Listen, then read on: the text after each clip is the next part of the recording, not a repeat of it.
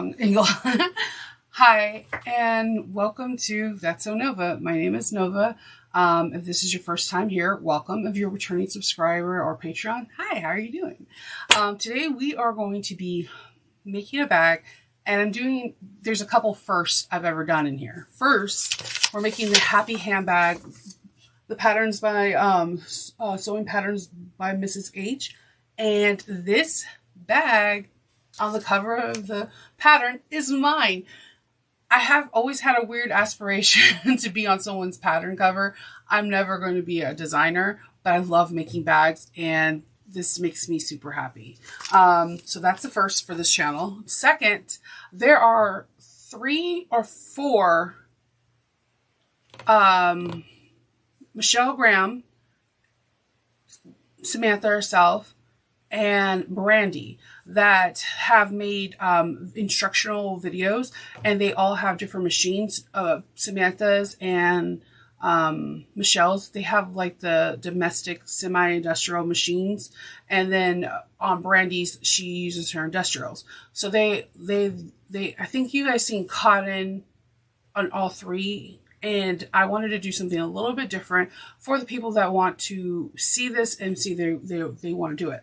I have made 1 or 2 leather bags, so most of the time I use cork or faux leathers, but in today's video, I'm going to be sewing with the leather. And I'm going to show you why I picked this leather, how I interfaced it, the whole 9 yards. So we're going to be making the Happy Bag according to the pattern, except for the zipper pocket. I have this thing with zipper pockets. I don't like my zipper tape showing, so we will walk through that, and everything else will be per the pattern, but with the leather.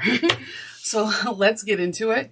I'm going to put in the description box where you can get the Happy Bag pattern, Happy Handbag pattern. It is exclusively right now to Bag of the Month. It's a great subscription to be a part of. It's only for 3 months, and you get 3 different designers coming up with 3 different patterns, and they start for beginner, intermediate, and advanced. So you can just sew along and you can go with it. Today I'm going to be using a very bright and shiny iridescent leather, and my interior is going to be a water resistant canvas. I'm using Tex 70 thread. I'm on my Juki 1541S, and let's give it a go. Okay, so this is one of the camera angles, and as you can see, this is super iridescent. What I wanted to show you is that this particular this particular leather is thin. It's kind of is the same weight to me as it's, to me, it's thinner than marine vinyl. But what I wanted to show you, this is where you can gauge the leather weight. I don't know if you can see it. The leather weight is 1.15. So it's not a thick one. You don't need to skive it. If I had a piece of I'm trying to see if I have a piece of vinyl by me. This vinyl is from Mormino, and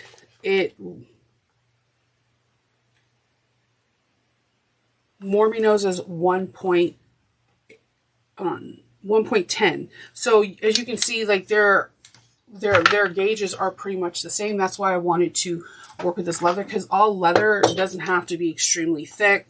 It doesn't have any of all these qualities. You can really sew on it, especially if you even have a semi-industrial, if it is the right weight or if it's been skived correctly. So I wanted to share that first and foremost. Okay. So we have a number of parts. You need to have your side piece based on there, and make sure you follow the pattern. There is a significant gap. If the gap is bugging you, you can take a piece of double-sided tape and place it in between, because it's never going to be sewn over there. It's just going to permanently hold that in place, and you don't have any more floppiness on that side. So we're going to make sure you do all that. The first thing we're going to do is create the pocket Not the slip pocket, but the zipper pocket. I always appreciate when a designer does lining first. So I'm going to grab one of my lining pieces.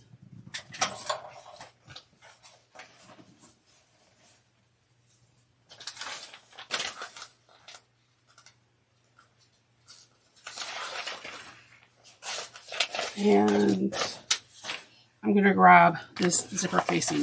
If you don't care, if it doesn't bug you to have the zipper exposed, then you would follow that pattern piece where you measure up 4 3/4 of an inch and start drawing your lines.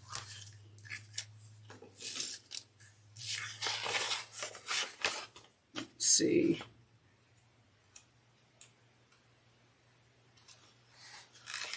I'm going to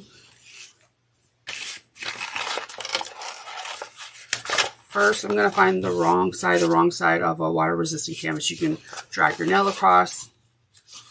I'm going to find my centers, and as I find my centers, I'm going to clip my centers, just like a little snip triangle. I have my line.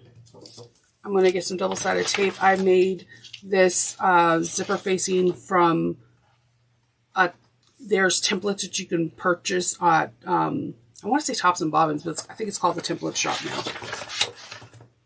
But I got my original ones from Tops and Bobbins, and these are like my go-to zipper facing. I'm going to use some double-sided tape. You will see there's a lot of double-sided tape used in this. You can also use like a fabric tack, but you're just going to have to wait in between to let it dry. All right.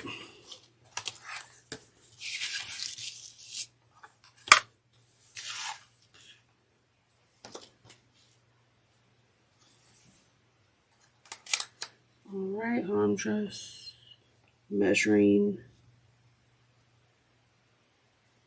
making sure all the measurements are equal.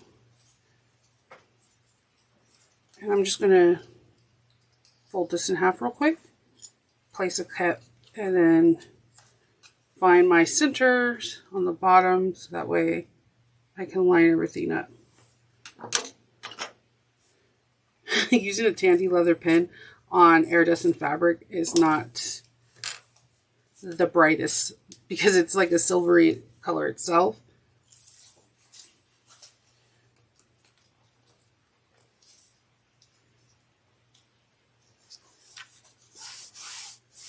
Okay, I'm following the same measurements on page 3 to where I'm going to do the placement. On here, you can do a back stitch or you can pull the threads to the back to have it a seamless look. I'm using, again, Tex 70 thread and silver. I just felt like if I did like a variant rainbow, it would like look weird. So I just opted for the silver.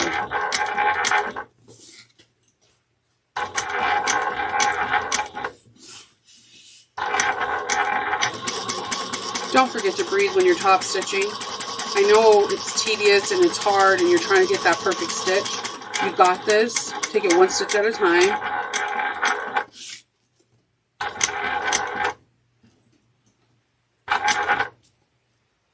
And I'm about to get to the beginning. I'm going to go behind here and pull the threads to the back so that I can get into that hole over here so I can have a very seamless look.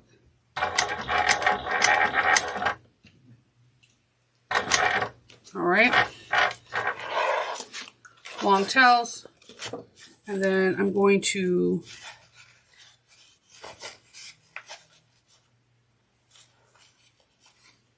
pull this back.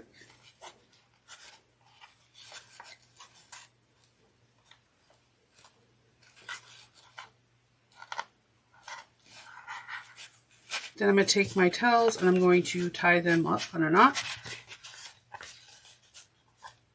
I do like 3 to 4 knots.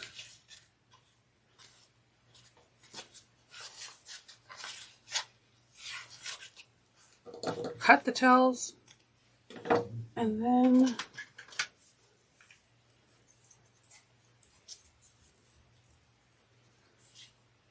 I use a little bit of glue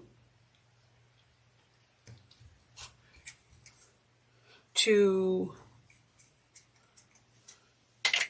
ooh, that glue smell. When you do the glue, make sure that you're in a well ventilated area to seal it all in.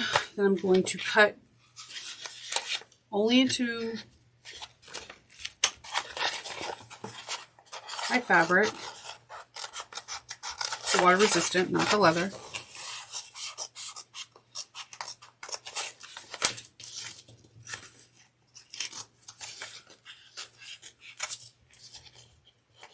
I'm a little bit nervous. This is my first leather tutorial. Normally, you see me sewing with faux leather, cord, I think, and of course cotton. So what I think I'm going to do, I would like to incorporate one tutorial that you can use craft text or just different material, just to show you that we have endless options. There's a material from that's part of Spoonflower, like it's recycled materials, and I really want to get my hands on that.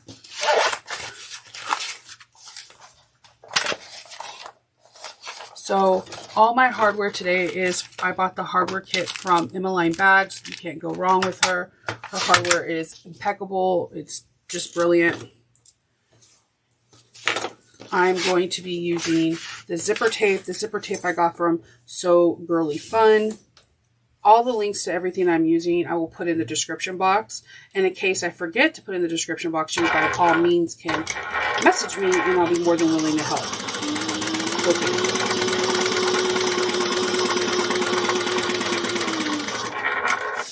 Since we're going to be birthing through the lining and then closing the lining up through the pocket, we're going to cut this once we get it installed.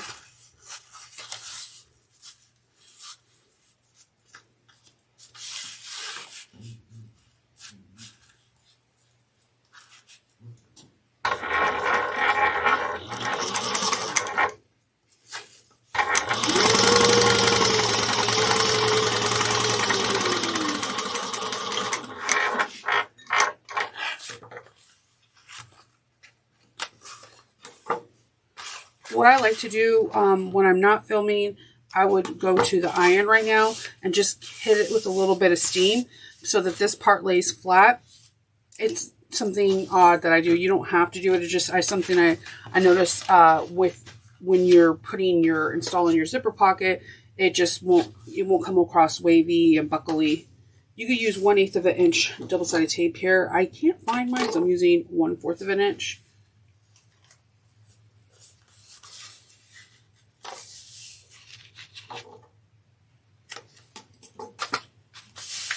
And then I'm going to slide my zipper pull on here. I couldn't figure out which one I wanted, so I went for this beautiful rose. I thought it will complement the zipper and the inside really well. I like to stick it right in the middle. I remove my double-sided tape.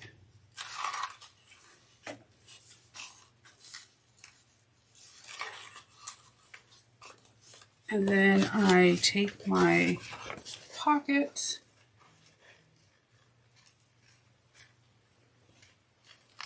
find the center, and then I'll just find the center, and then I just move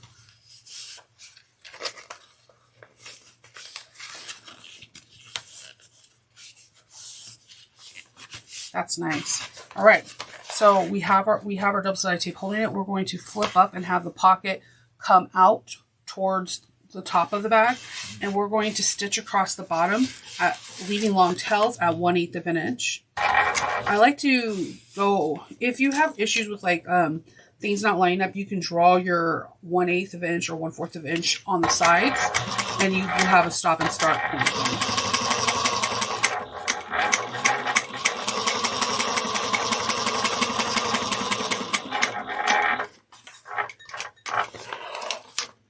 Cut our tails. go to the back, and we're going to pull the bobbin to get the top layer off, and we're going to knot these.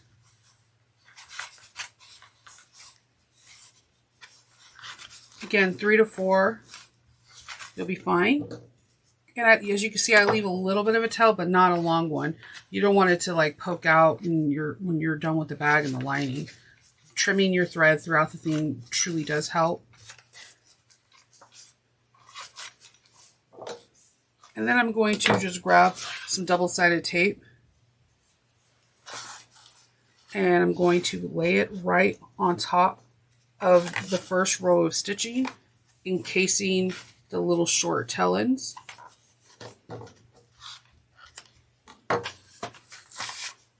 And you can get a steamroller and just make sure that rolls on okay. I think if you're using faux leather, cork or vinyl or slither, I know there's like a rubber base version, having double-sided tape is tremendously helpful. Having a roller is tremendously helpful, and it just keeps everything intact. We're going to now go up, across, and down. We're going to leave long tails. The roller acts like an iron.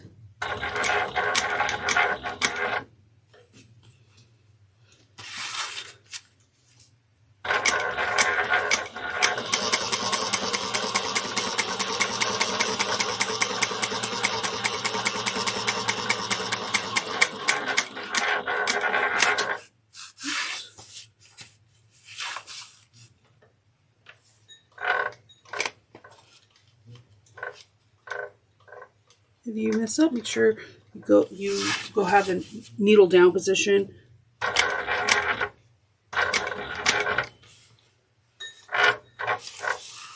Okay. Pulling on the bobbin tail to pull up the thread, top thread.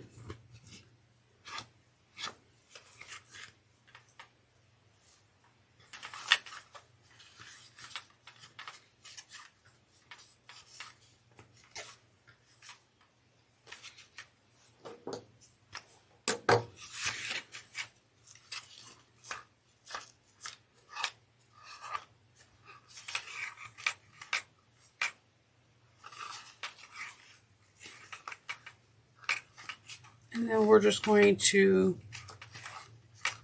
drop some glue. Hopefully I don't keep misplacing my different glues. This is Beacon. I like to put a little dab of glue.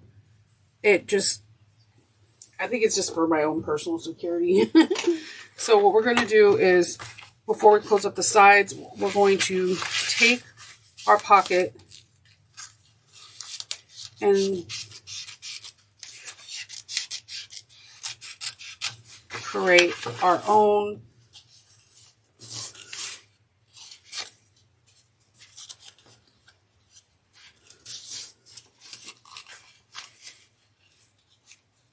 sometimes when I have it, I'll put like double-sided tape just across the like 1/4 of an inch, and it'll fold up a perfect 1/2 inch. But I also don't want to gum up my needle. All right, so I'm going to pull the sides and sew down. Back stitch.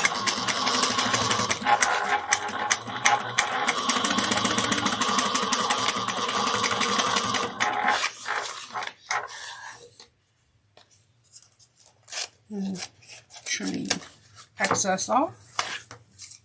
And we're going to do the same on this side.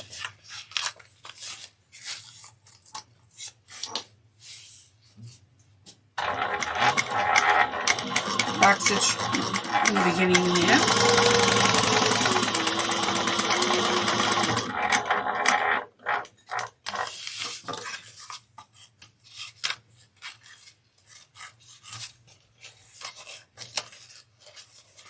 All right, so we have this zipper pocket finished. It's all nice, clean finish inside, and it's great for birthing. Then we're on page 5 now. We're going to work on the slip pocket. I'm going to put this lining aside. I'm going to grab our second lining piece.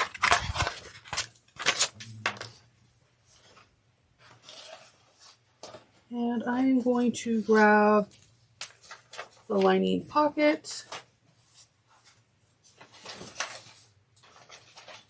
Once everything wants to be cooperative.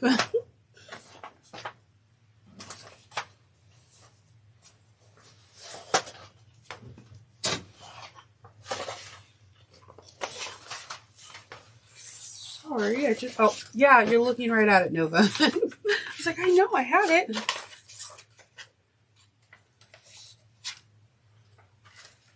For this lining slip pocket, I'm going to do this just a little bit different. There's a really cool turn.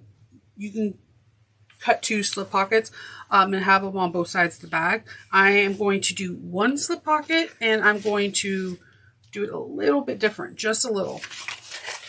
Not like big difference. I'm going to, where's my ruler? I'm going to draw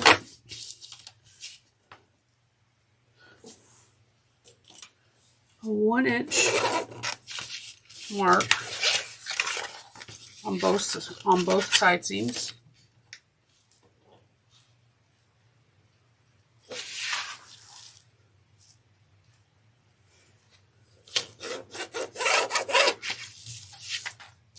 And then I'm going to get some double-sided tape.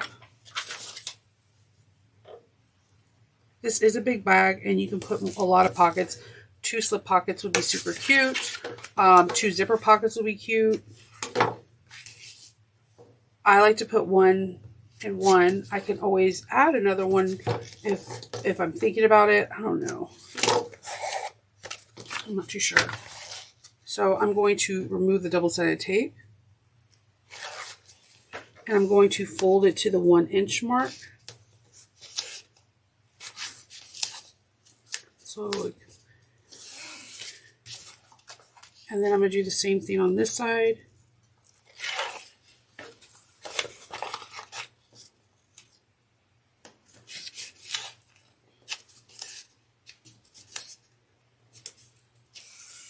All right. Trim any little rope hairs. I'm going to baste this together, wrong sides together.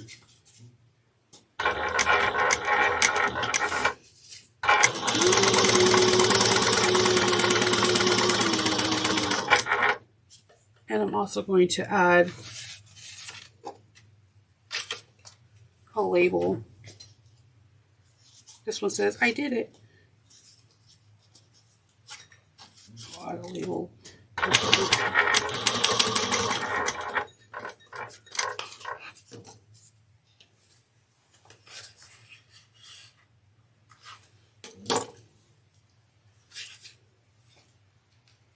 going to add the label here. Just baste that down 1/8 of an inch.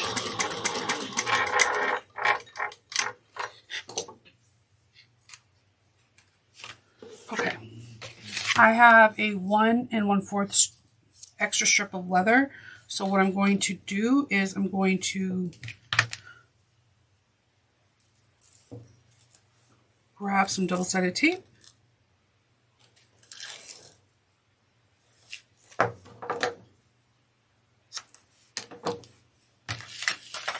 And I'm going to lay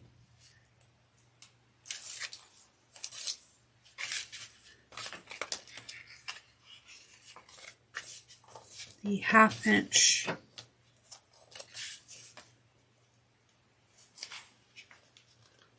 on there.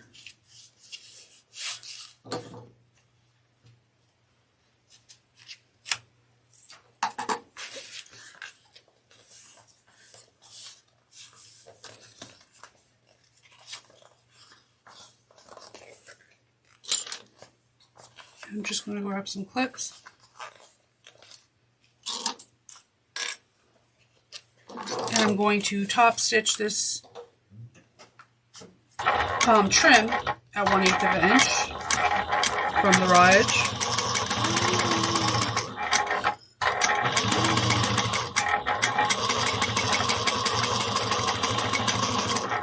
Back stitch well, the beginning and end. And everything's caught.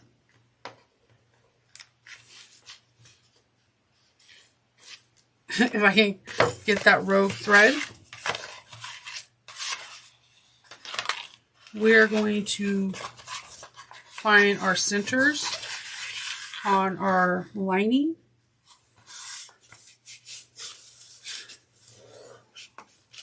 And we are going to place our slip pocket 1.5 inches up from the bottom. Just going to find my centers. Then I'm going to grab some double-sided tape.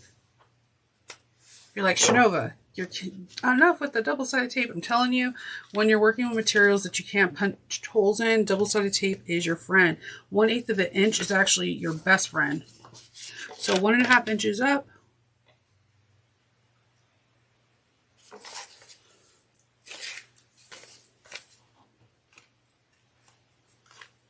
And we're going to line that up to make sure it's even. And then I'm going to take it over to the machine, and we are going to do some stitching. We're going to go forward and then go back. I like to go off the trim just 1 stitch and then come back. When I get off the trim from the top part, I'm going to go 1 stitch in, 1 stitch back. This is a bar tack that will help strengthen that area.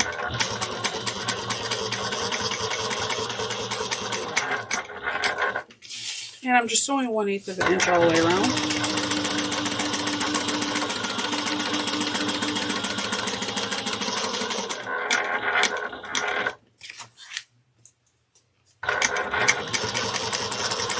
Okay, right when I get up to this edge right here, I'm going to do the same thing. I need to go up 1 more stitch.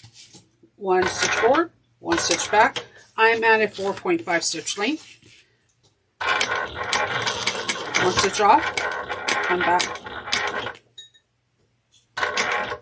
All right, we have our slip pocket. Now, if this slip pocket's too big for you, you can definitely divide it in 2 or make a pen or a pencil holder. The journey is really yours. I like a big slip pocket because I think I can, sorry, I'm singeing my threads. I like to slip my cell phone in there and it'll just be easier. Now you can make a second one of these and put it on right underneath the first one. It's your choice. I'm just doing 1 zipper pocket and 1 slip pocket. You always can add more. You can add a zipper pocket to the other side. That's the beauty of these bags, is that you can just continuously create. So now we're going to grab our 2 sides for our lining and our base.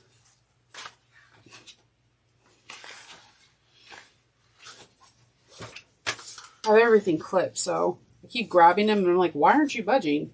Oh yeah, you're clipped. So for your lining, we're going to do the seam allowance of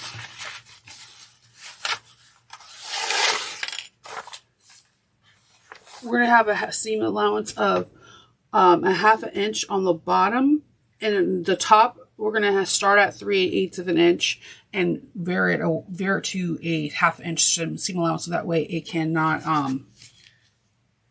it won't look baggy inside the bag. But before we get to that, I'm going to do a big opening. It's going to be a pretty nice size. I'm only going to go in 2 inches on each side of the opening that we're going to birth the bag, because I want it to have some ease, you know. So 1/2 inch.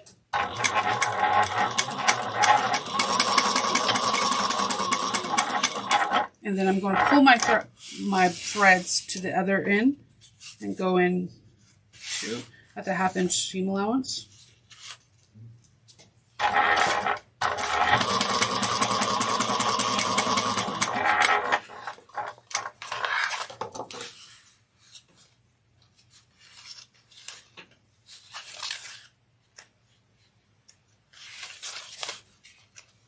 All right, so this part is an opening where we're going to birth, and now we're going to put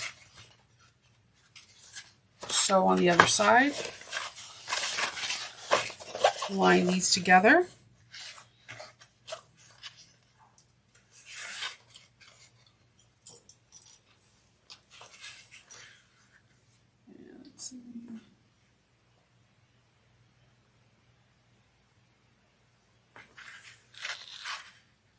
We're going to go, make sure your pocket is out of the way.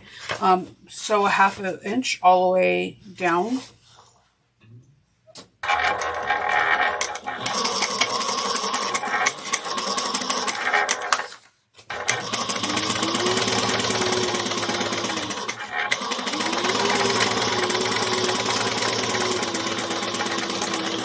Make sure you back stitch well.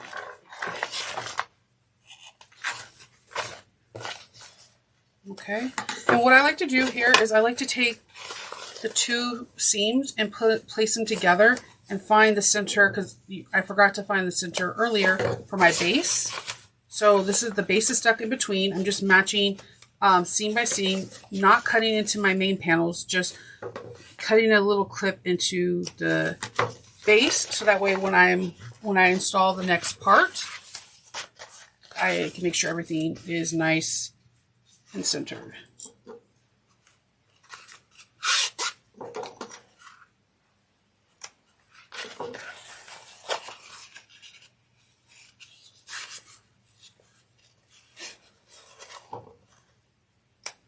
All right, so we're going to now start assembling.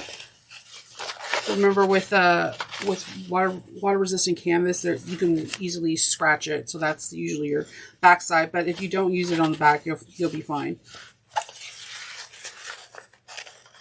And I'm going to take some clips, and I'm going to clip each side.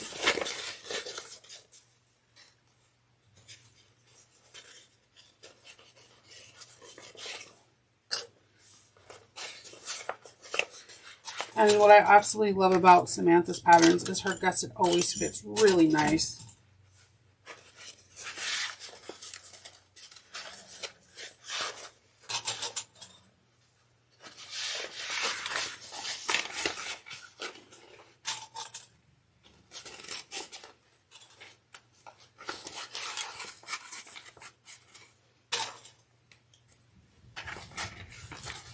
Trying to see what my dogs are hearing that I don't hear. They're like running around.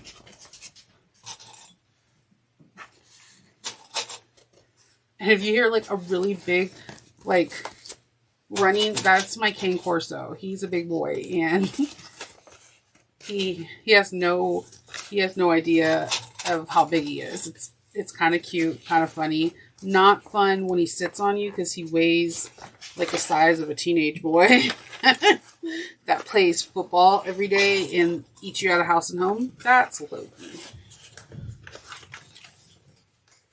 When I started sewing down here, because he's only 1.5, when I started sewing down here, I would freak out, because when he was little, he would just stay in his little puppy bed or whatever. But then when he got older, I leave the basement open so he could come and go as he pleases.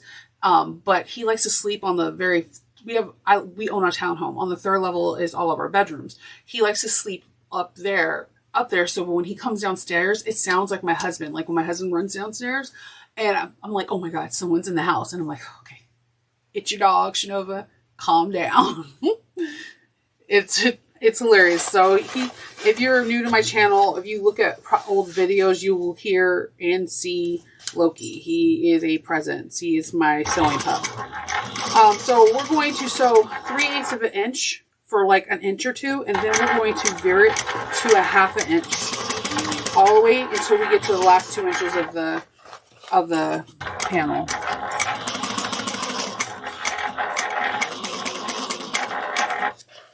Take your time, breathe. You totally got this.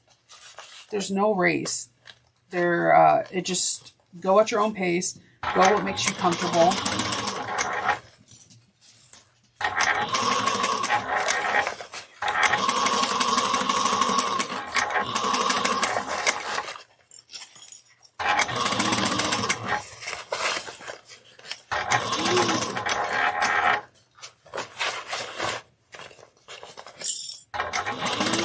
Okay, so I'm getting closer to that. I'm getting close to that 2 inches where we need to go back to 3/8. So I'm going to slightly start veering it over and then back stitch really well. You want to make sure you go to that 3/8 about 1 or 2 inches and then go around, because you don't want a saggy inside of the bag. No saggy interiors for us. Okay, we're going to go and do it on the other side now. We're going to find our centers, make sure we have the back.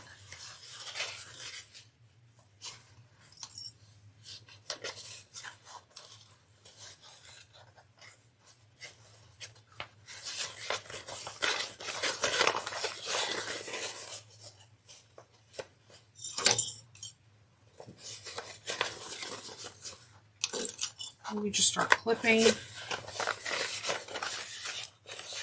I like to do the top first,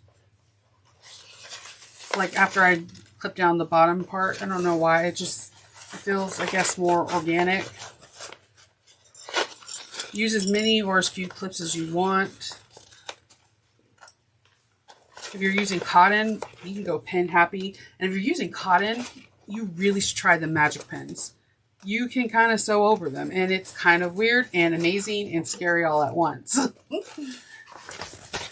I use them a lot when I'm making garments, or if I'm making an all cotton like bag. They're like my favorite ones. So, because if I accidentally forget to pull out a pin, it doesn't matter. These pins are designed for you to sew over them. And it's pretty cool.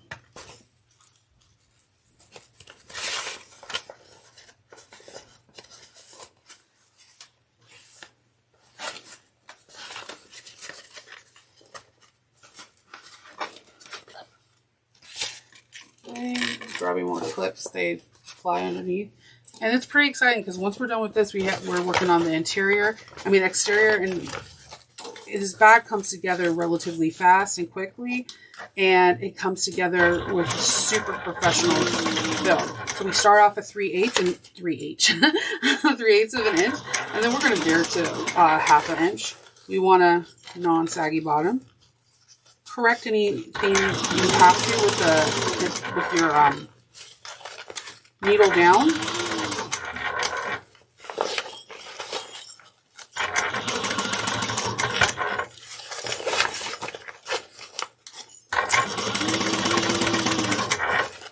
Take time to adjust.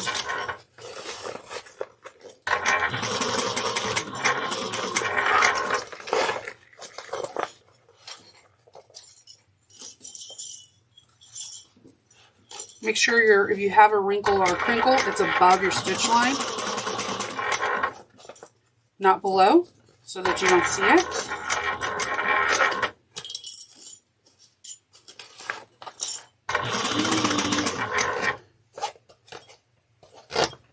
Wow, this is flying on me a little bit. It's okay. All right, we're getting to that point where we're going to have to start varying it. So that way we can get to that 3/8 of an inch and back stitch well. We are done with the lining for right now.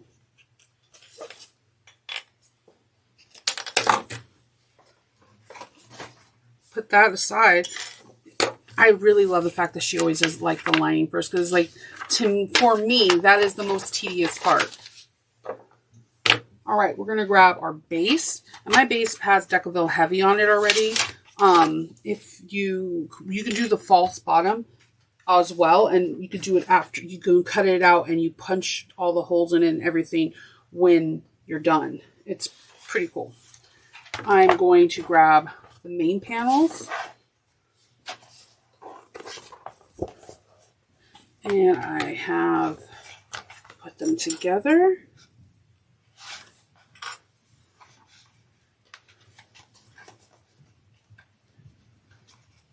And we're going to be using some double-sided tape because we have to butterfly these seams open. We're going to use our 3/8 of an inch seam allowance. Go forward and back stitch.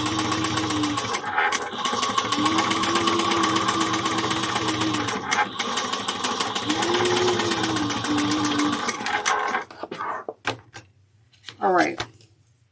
So because I'm using leather, I can't iron it. So my trick, normally if I'm using like waterproof canvas for the outside or vinyl, I'll just like butterfly it open, and I call it the pancake method because I just kind of roll this open and then just flop it. But because it's a little bit more rigid, and I'm going to go for double-sided tape.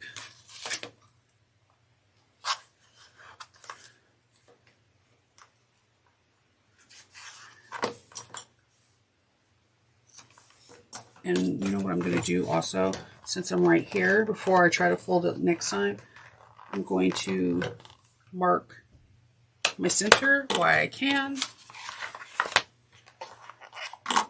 Bringing raw edges to raw edge. Just doing a small V. All right. So I'm going to take the double-sided tape off on both sides.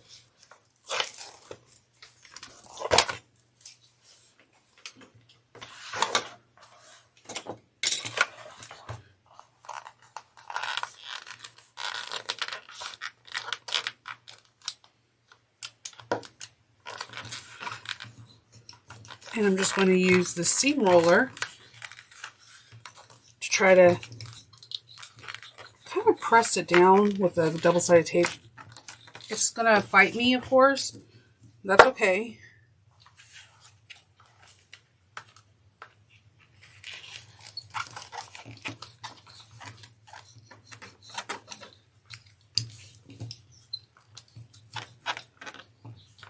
And that's going to be nice. So we're going to top stitch 1/8 of an inch away on both sides.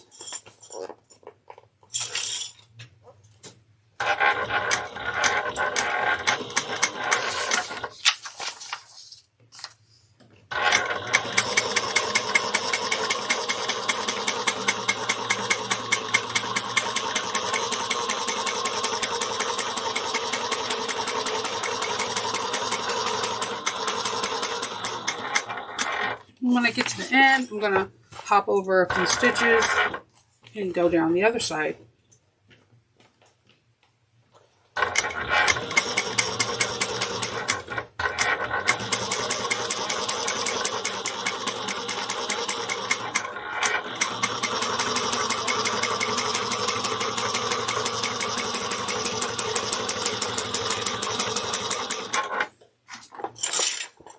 Remove these clips. If they want to fly. Okay, that's all cleaned up. And then what I would do, I do this with even cotton or whatever. This is all going to be a lot of bulk. So just kind of do a V, not cutting into the 1-inch stitch, but enough to help reduce the bulk. So that way, when you're sewing the thing, that it won't be just like, okay, there's so much material. I'm going to do this to the other side.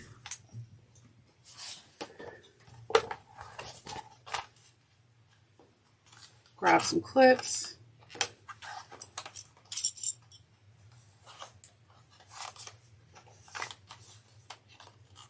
Okay. 3/8 of an inch.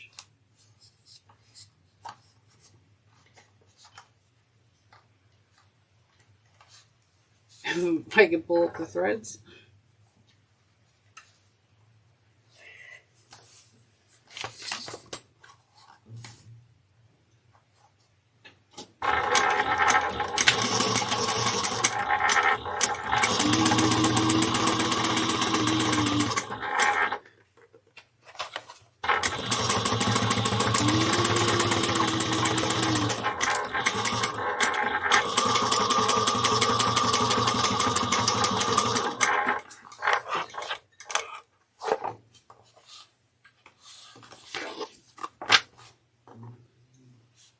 trimming the threads, getting double-sided tape, and putting the double-sided tape right against the stitch line that we just made. And I'm just kind of finger pressing it.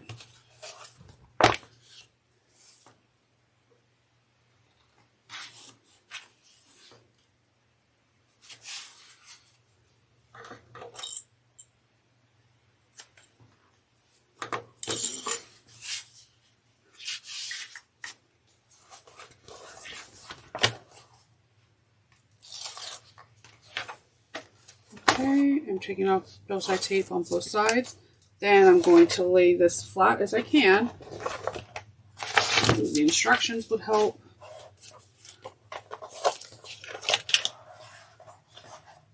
And then I'm going to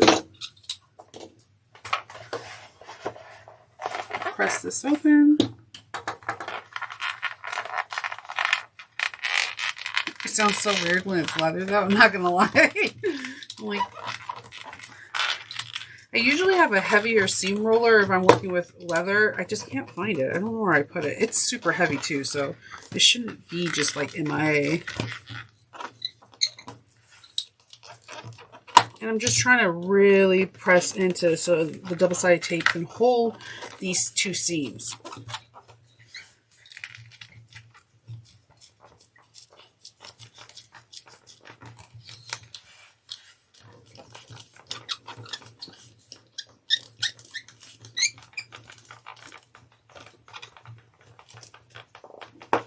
I know it could be tedious and long, but it's worth it to have that nice clean finish. Now we're going to go ahead and top stitch it 1/8 of an inch on both sides.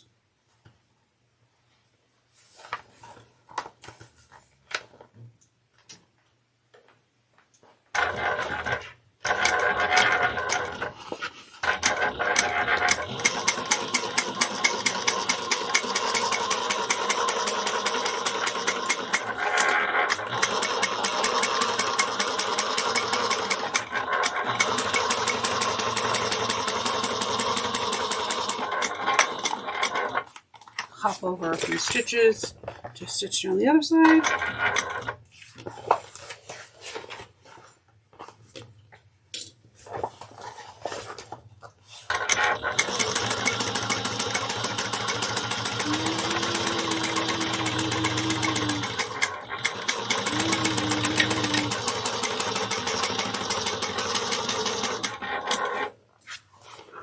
All right.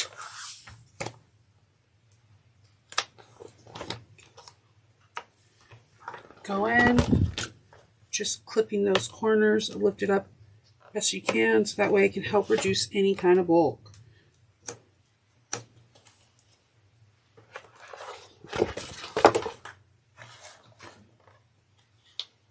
This is exciting. We're getting to the, I love that how this bag comes together.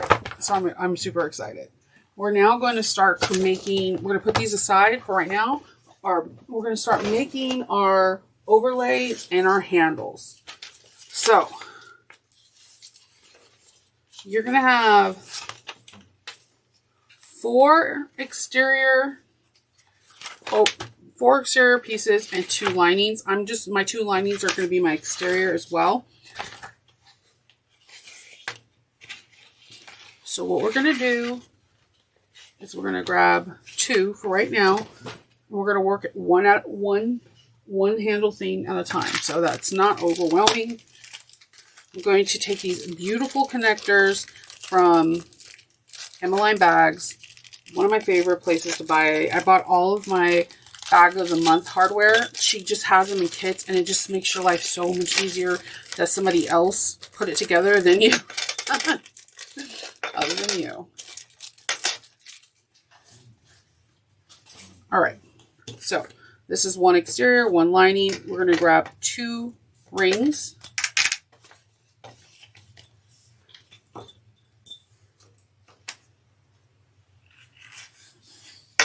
And slide them on.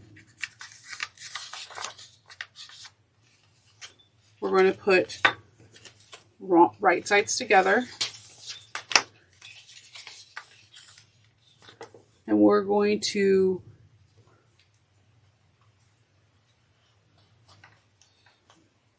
right sides together. I'm going to clip them. And we're going to thread them over this, and we're going to sew them together using the seam allowance of 3/8 of an inch. Back stitch really well, beginning end. Sometimes when I'm doing this, I'll just take the other side, make sure, yeah, that's right. Make sure that it's not all twisted. And sew the 3/8 of an inch on here. Back stitching.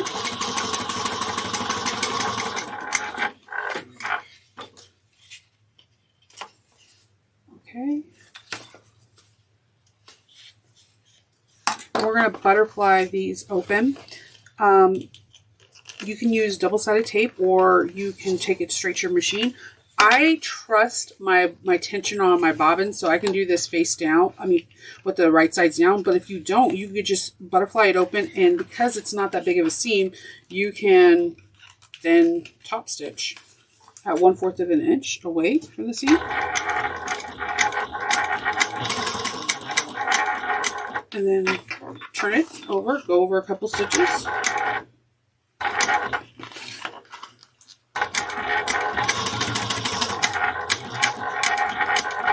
And then you can do the same thing on the other one. Just pull your threads and top stitch.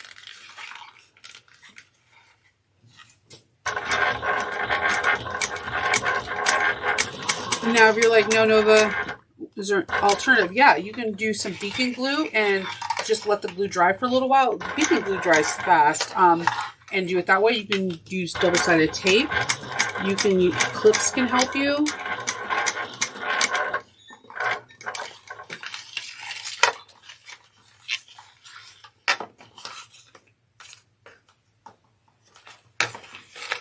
All right. I'm going to remove all these threads.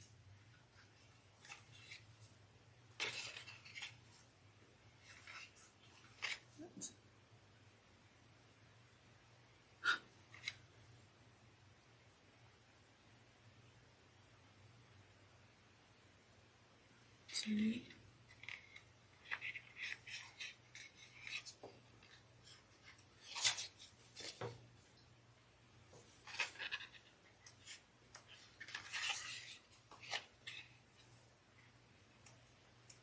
Okay, just like a million threads, and I'm going to have like a complete and utter thread nest. All right, so what we're going to do here is put some double-sided tape all the way around, so that way we can fold these in on each other, and then we're going to do some stitching. So I'm just beforehand, normally I would highly recommend you to one, draw your centers and before you do the double-sided tape. But if you're like me and you're like, no, I got this, then go for it.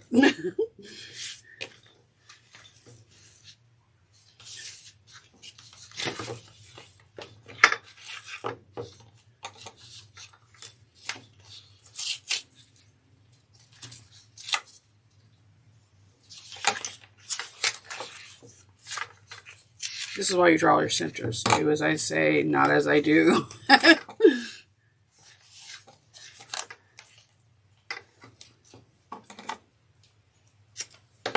All right. So we're going to use this double-sided tape, and we're going to fold the edges on itself.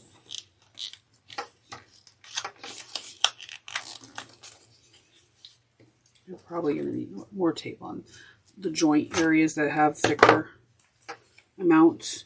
And also you can go in and kind of trim up the bulk on the side so that it can help with stitching and just everything.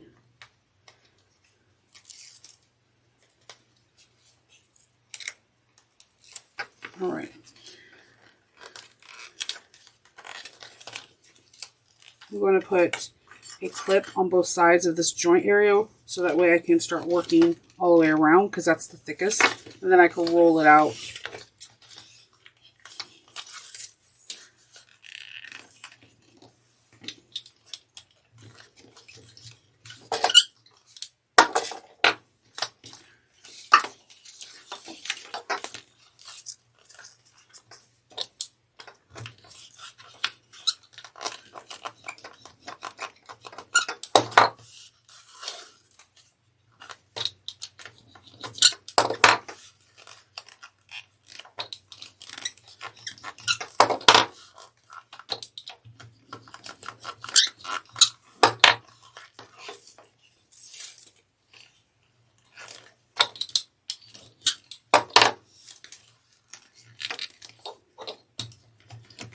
So we're going to be also moving the rings around and top stitching at 1/4 of an inch.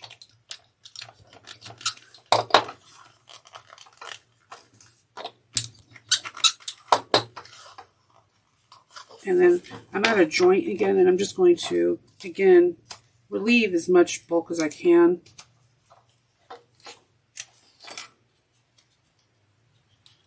Without cutting into the stitches.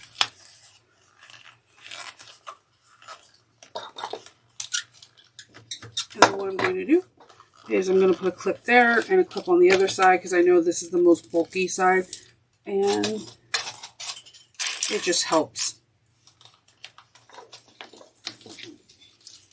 I know you're probably like, Chanel, this looks super tedious, but it's worth it. The end result is going to be like, you're going to be like, what? I made that, what?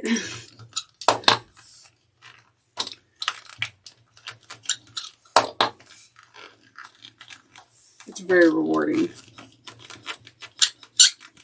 I wish my seam roller wasn't as like squeaky as it is, but what can you do? We'll move the rings over here. I'm almost done, and then we're going to do some top stitching.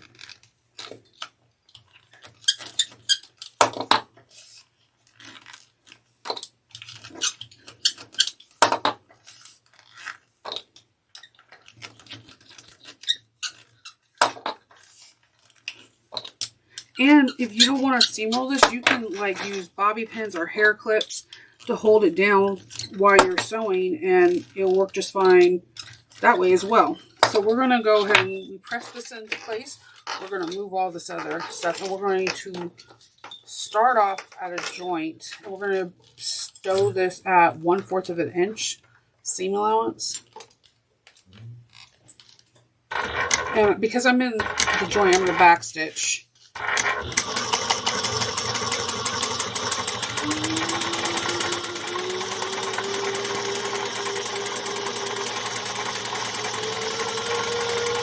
The number 2 is my 1/4 of an inch seam allowance. I'm getting to a joint again, moving the clip.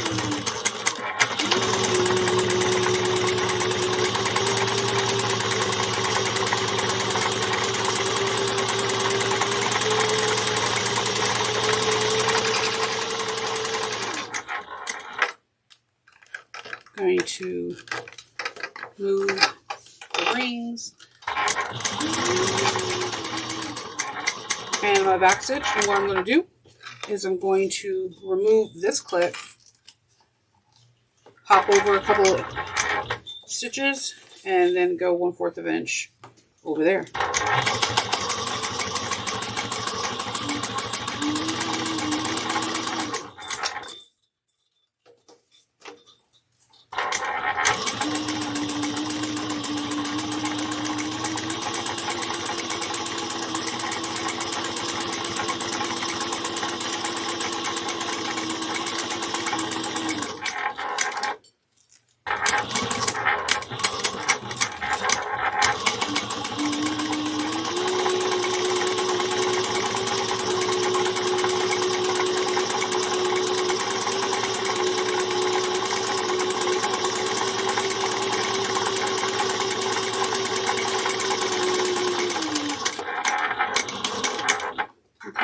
Back stitch. We're going to trim our threads and not our finger, Shinova.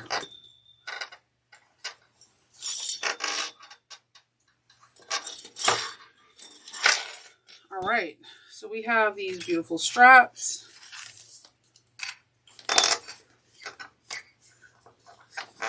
That I need to still trim loose ends.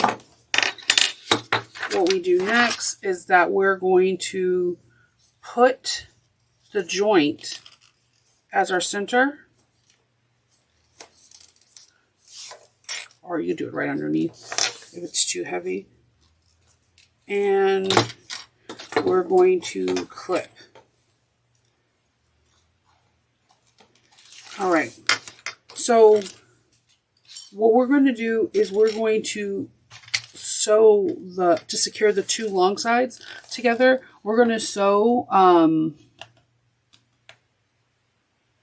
1/8 of an inch box, and we need to be 3/4 of an inch away from our area that is all part of the joint. So you need to just make sure you're sewing 3/4 of an inch away. And why am I again using the silver pen?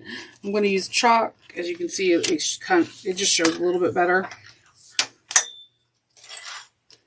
And I am moving my hardware up, and I'm using my ruler to find 3/4 of an inch, and then I'm marking it. All right.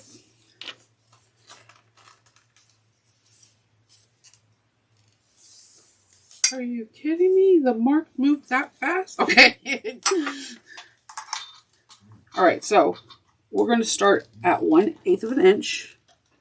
And I always try to find a piece of fabric or something to help protect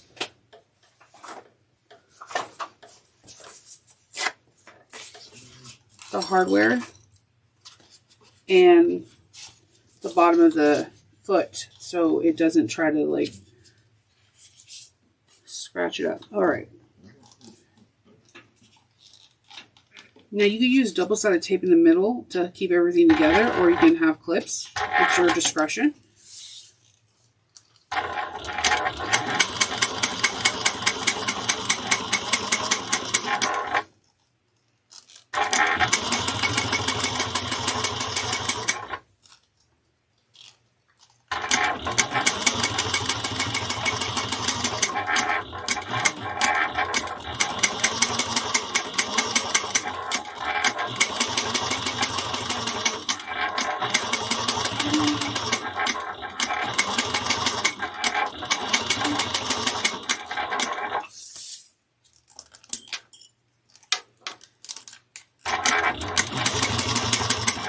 Back to my mark.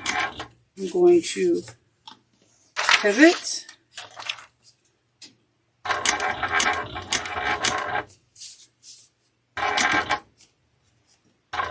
All right.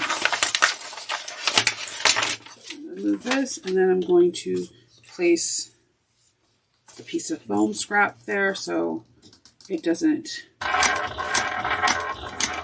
mess up my hardware or those drag marks you sometimes will get from your feed dogs.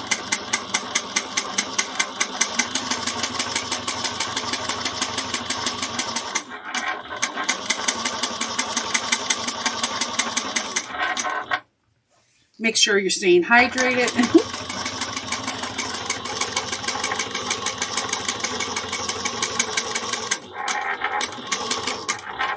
Getting to that 3/4 of an inch area. All right, and I'm going to sew across and back stitch, and we have one glorious scrap done.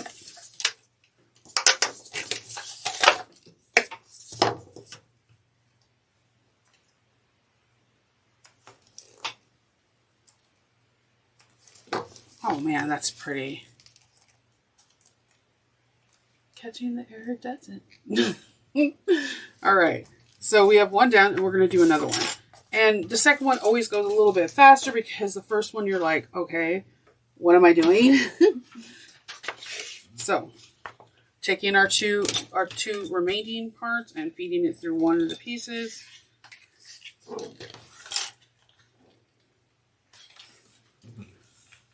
3/8 of an inch seam allowance. Clip if you need to. You don't have to. Back stitch well, beginning and end. Let's bring these right sides together over here. 3/8 of an inch. Back stitch beginning and end.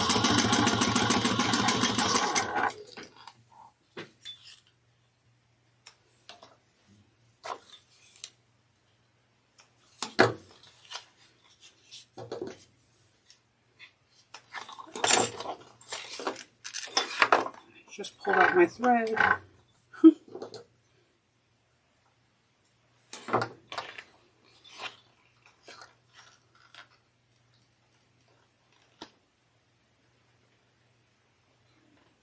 I'm definitely going to have to do a good deep clean to my machine after my machine. The glue goes into the feed dog areas, and then I have to just do a deep clean, oil it, and all that stuff because, you know, you got to take care of your babies. I love my machine, so I want to treat it like I love it.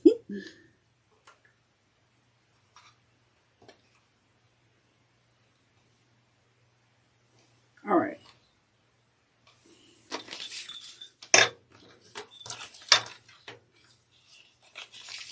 You're sewing along with me. I'm going to just finger press this open. And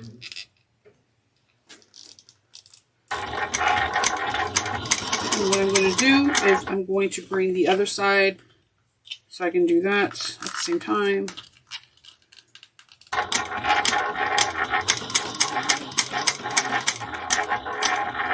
Hopping over a few steps and going down the other line.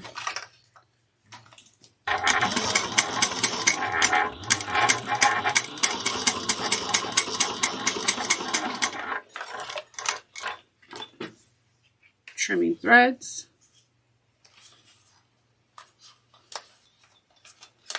And then removing bulk.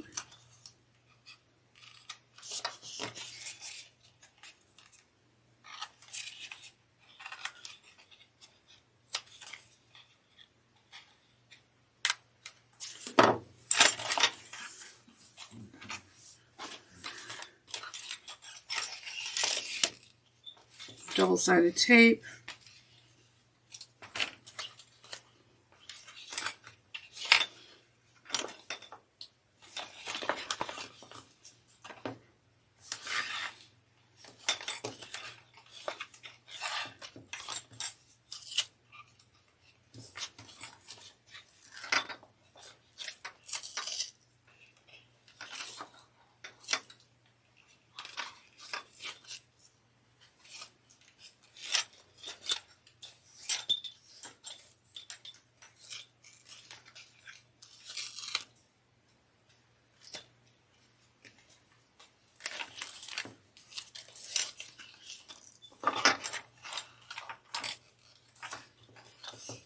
Moving my D-rings down, my O-rings down. You could use D-rings too. Or like there's these large rectangle ones that I've seen. I was like, ooh, that would be pretty too. All right. So we're going to start removing the double-sided tape and putting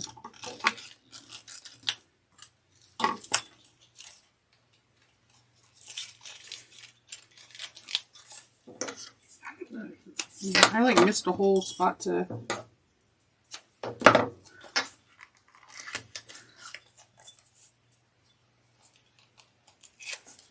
okay.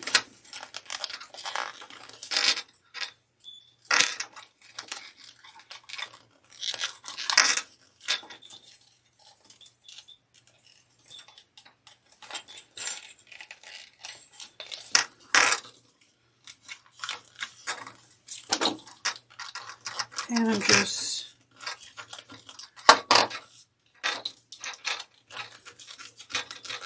rolling like we did last time.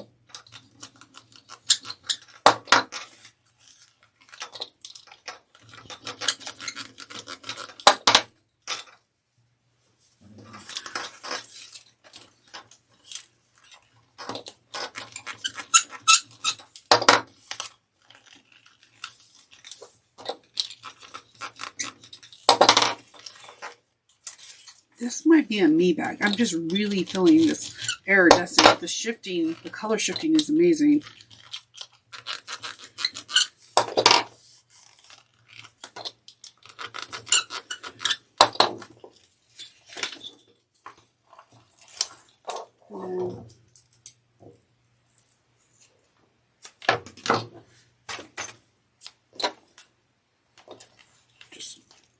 Just putting an extra piece of tape over where the seams are, so that way they fold down a little bit nicer.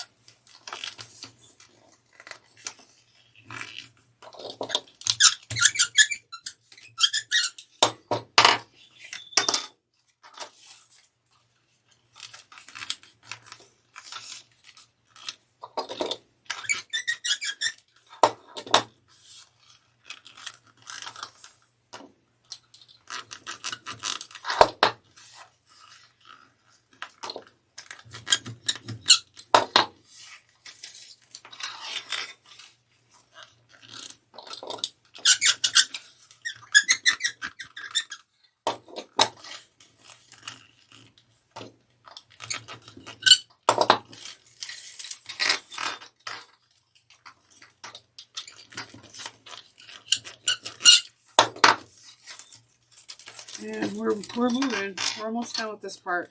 This is a long part of it. Even if you were ironing and doing cotton, this will be a longer part. But again, when we finish this end result, you're gonna be like, holy guacamole, this is cool.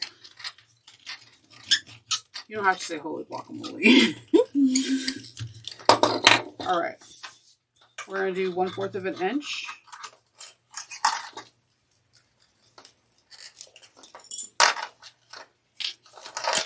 Starting at a seam,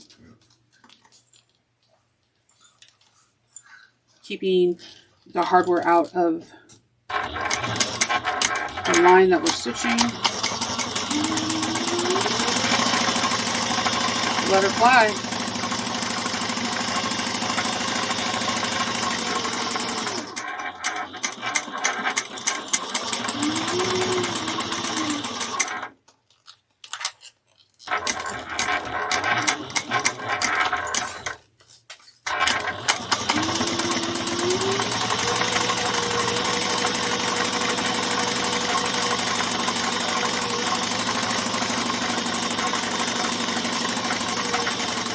Right back to that seam. So I'm going to back stitch, and then I'm going to go over a couple stitches. Find the 1/4 of an inch seam allowance. Let her fly. This one, just make sure the hardware's out of the way.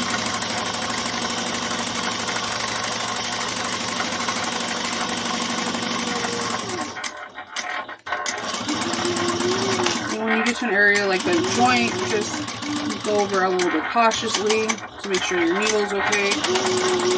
Use a hump jumper or whatever you have around you that can make the foot even.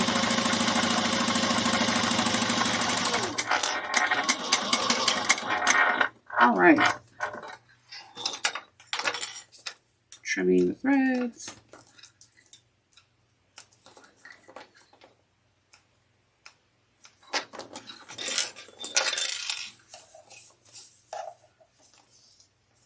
This in so that we can find our 3/4 of an inch.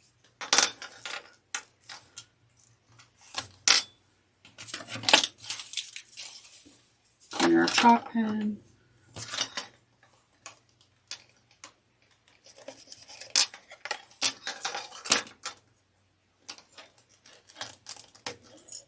Man, those clips want to stay. All right, so we are going to start with our 1/8 of an inch seam allowance.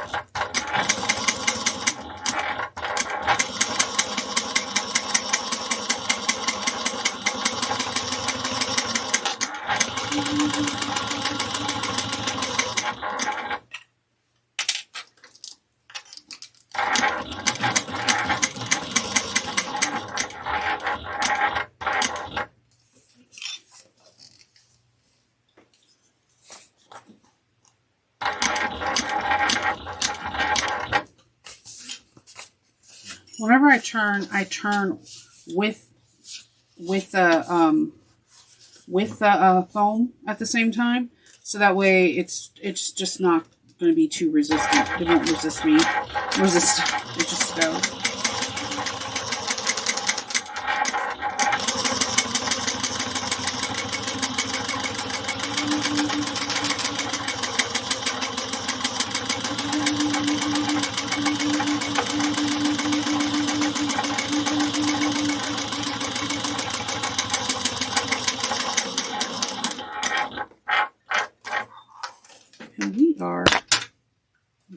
With the handles. We have these really, really pretty handles. I'm glad that I went with silver because I didn't want to like take away from the beauty of this fabric. Whew. And the weight, I guess, apparently. All right, so we are on step 2. And I mean, oh, sorry, it's step 22, page 7, and we are going to take our layovers, the piece that's going to be laying on top that connects all the things. We're going to, you go find your center if you want, and put some double-sided tape or glue, and we're going to do the very similar treatment. We're going to sew these down with 1/4 of an inch seam allowance before we actually put them onto the bag.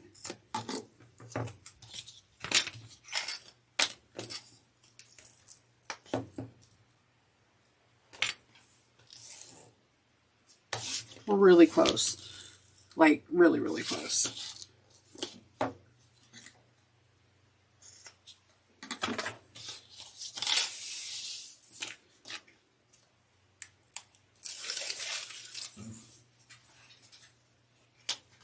All right, we're going to fold this in half onto itself.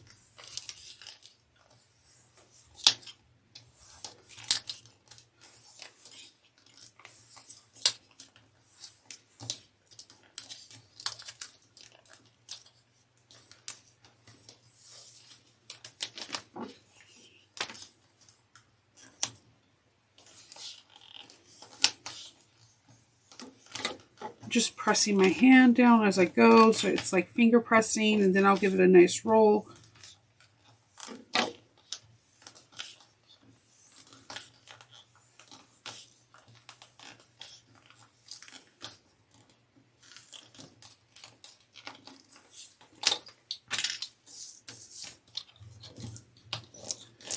I like to do the roll no matter what because it kind of makes the edges a little bit more crisp looking. See, it's really pretty. All right, and then I'm going to do the same on this side.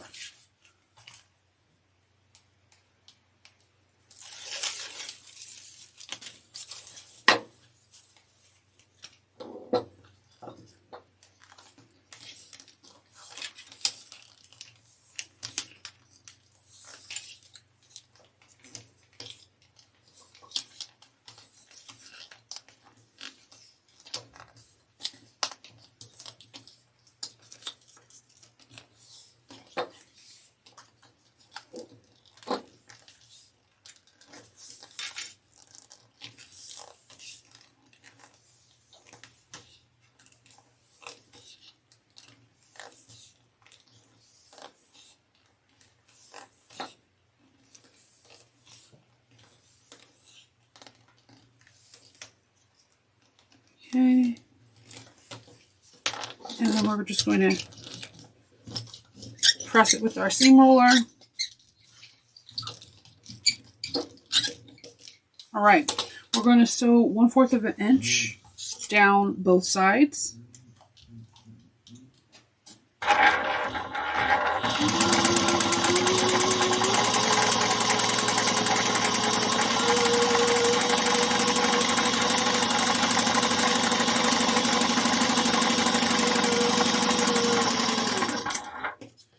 going to do the same on this side. I'm just going to connect them for a little bit.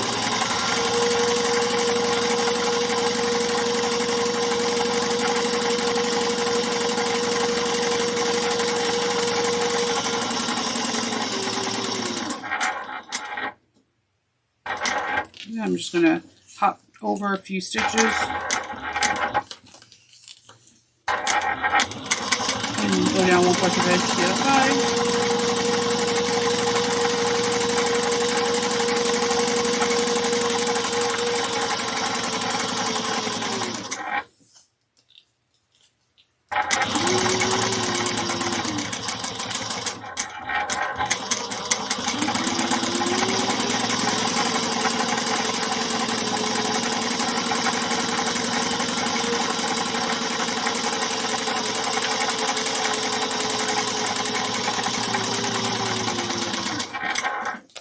Alright,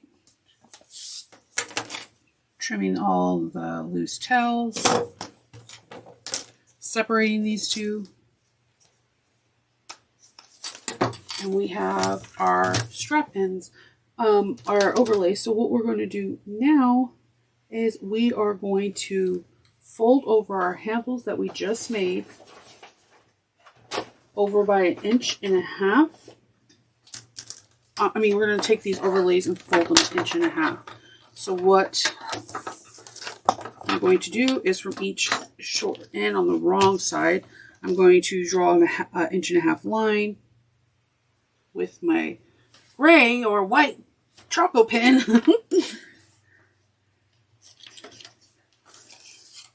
And I'm on the wrong side.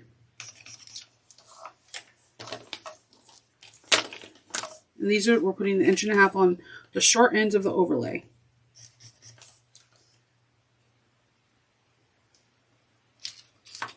All right.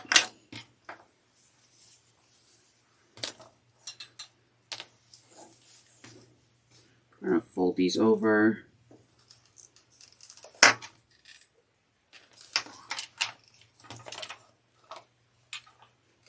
Make sure that they're not twisting.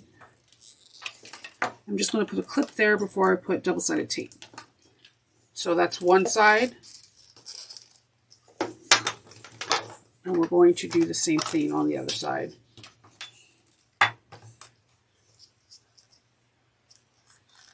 It gets long, and but if you put down the measurements, you're going to be fine as long as you follow through with it. And then grabbing these other, and it's like one long piece when you're done.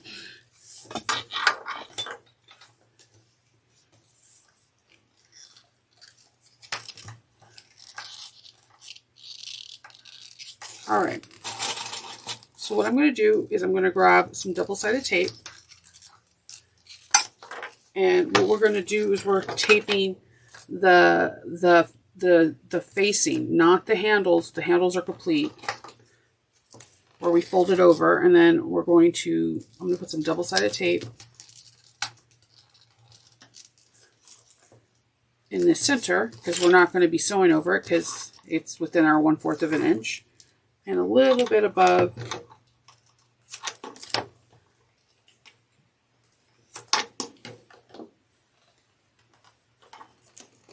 that. I'm going to do the same thing on the other folded side.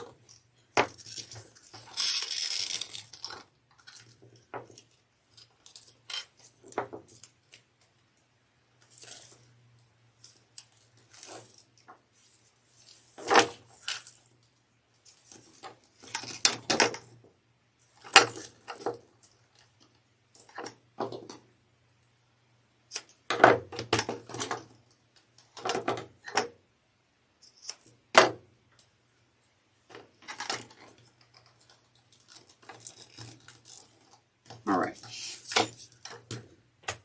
So what we're going to do now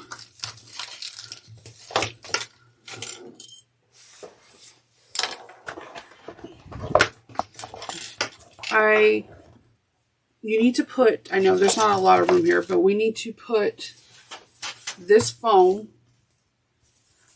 on the back of this. Now I have this sew in. And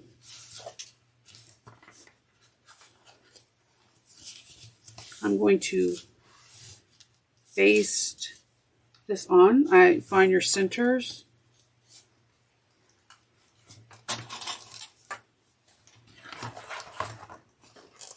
Just going to baste the sides on. But I need to have my centers match. Hold on.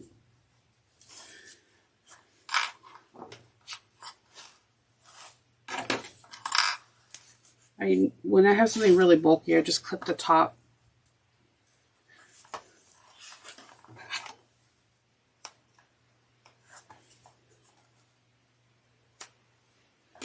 All right. Then I'm going to match the center that we created earlier and clip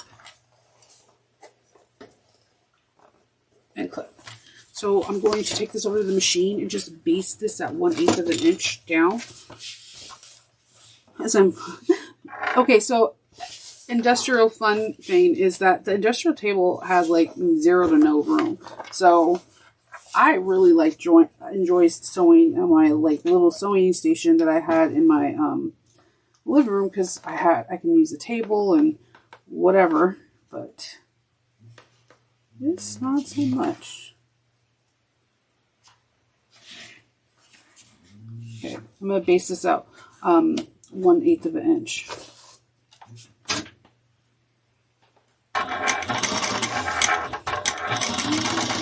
Because I don't want nothing to shift when we do these overlays. And besides, when you baste it, this foam starts to condense. It's pretty cool.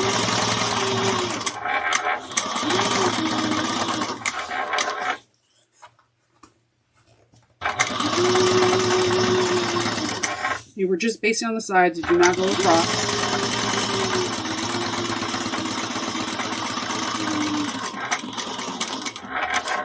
And then I'm just going to,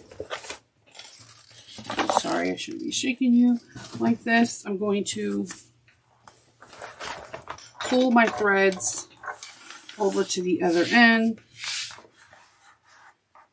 and do the same thing. Just basting it in place.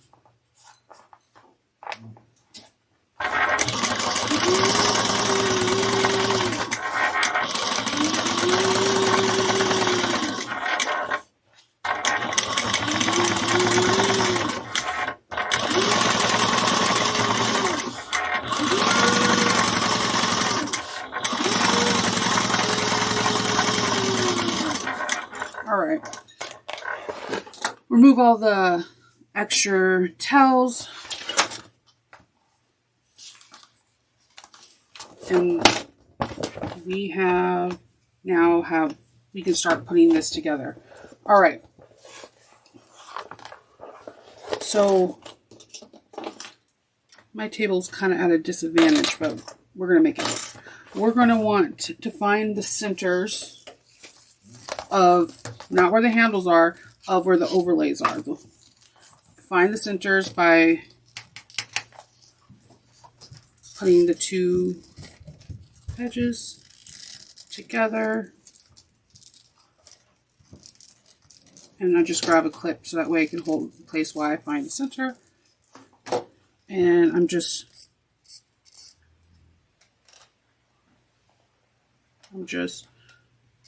drawing a line on the chalk, and I'm doing the same thing on the other side.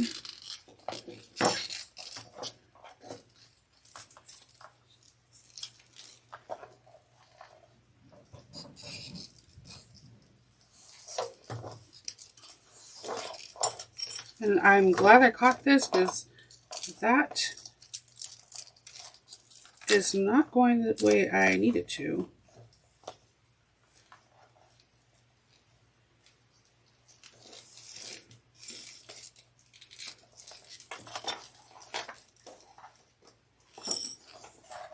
These are going to wind up like over here.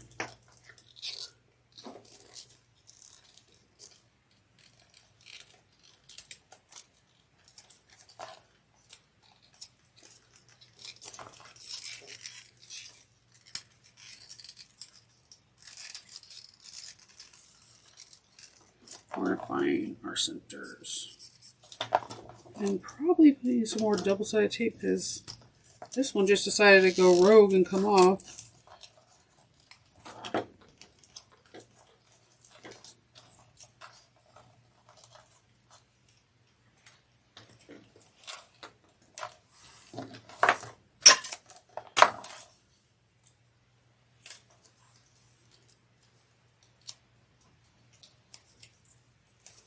Okay, sorry about that then. I'm going to grab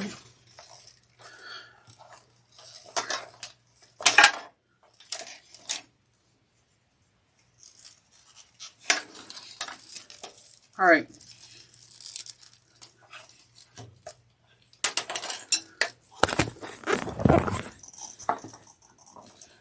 So the part that's not the handle, but we're going to find the center, which is the center here.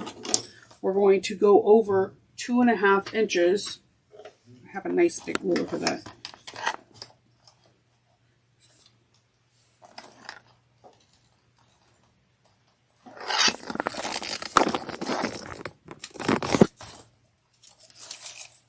So I'm going to take off the double-sided tape. And finding my center, and I'm going to put the lays over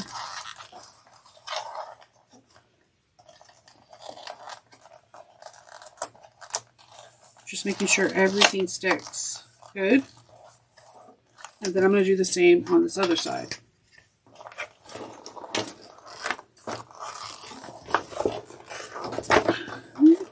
I'm telling you, table problem is real, okay? Alright, so I have a 2.5 inch ruler. I'm going to make 12 my center mark point. I'm going to take off the double-sided tape. Find my center that I drew in chalk. Put it in the same line.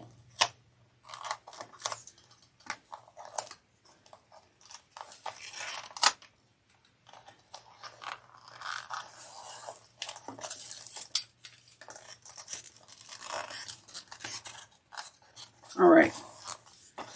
See, the handles are U. They're not going across any other direction. And we're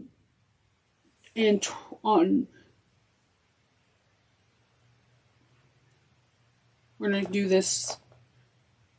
We're going to sew these down using a 1/8 inch seam allowance. We're going to mark a 3/4 of an inch, very similar to what we did on our handles, so that way we can have clearance. Just do your markings.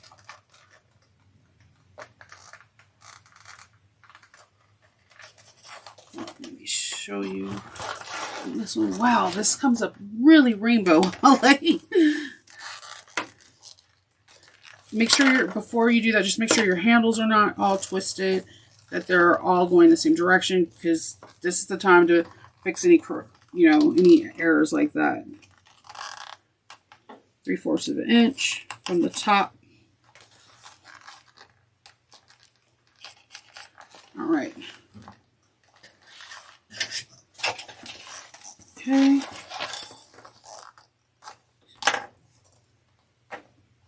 See, like this one is not going right. I have the time to go and correct any mistake now.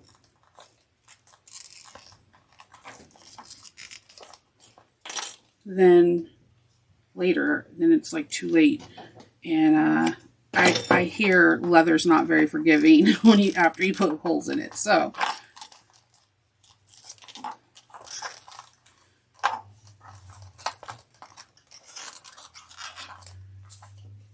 moving strings.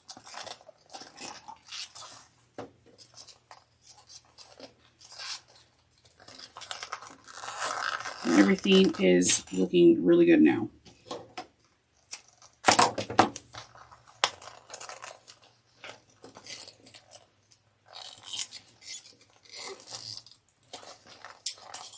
Okay, clips are falling. That is a classic notebook. Just make sure that when you remove anything that you go back to the 2.5 inches. Everything lines up. All right. We have some top stitching to do, and we're in the home stretch. And that piece of foam that I had earlier would be super handy right now.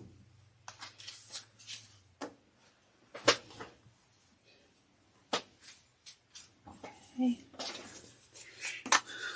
All right. So we're gonna. I should check my bobbin. I'm sorry, because this is some serious top stitching. Yeah, I'm almost out. Cool. All right. I have another one ready, and that just blew off. It's cool. Check your, make sure you want a full bobbin at this point because it's mostly top stitching and you don't want to have to. I'm just batting 1,000. Okay. I'll be right back. Okay, so we are going to stitch around 1/8 of an inch all the way around. And let's get started.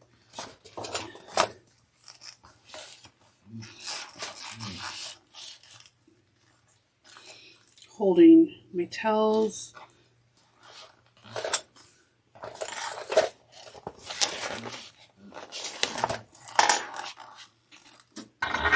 And make sure you back stitch.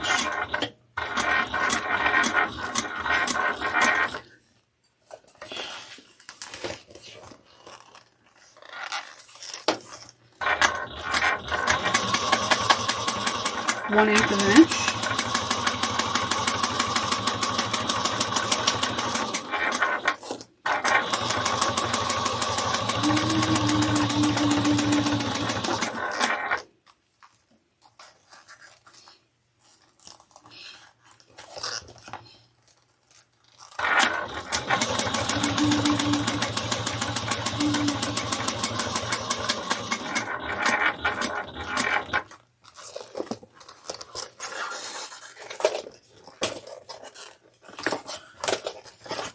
Okay.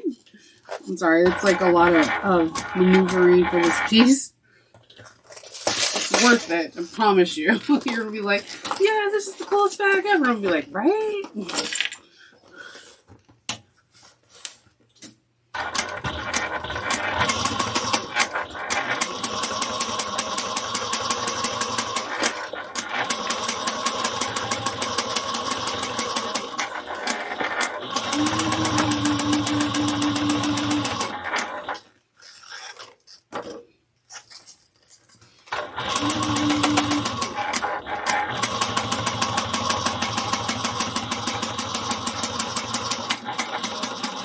Okay.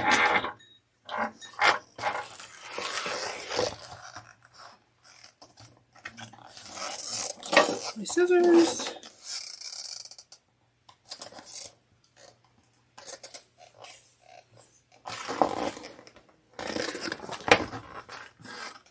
Okay, and I'm trimming. All right.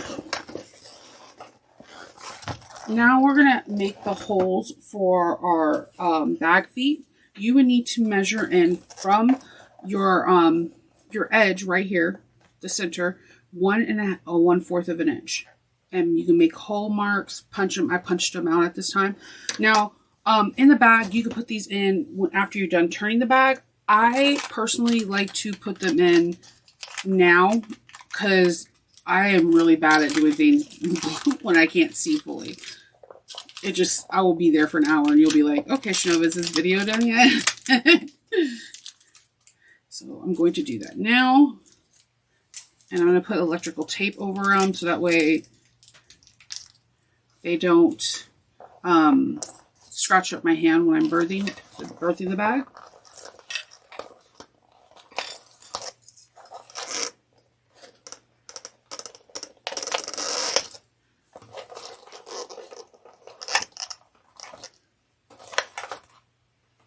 I like to put them all in at once, then I can flip it.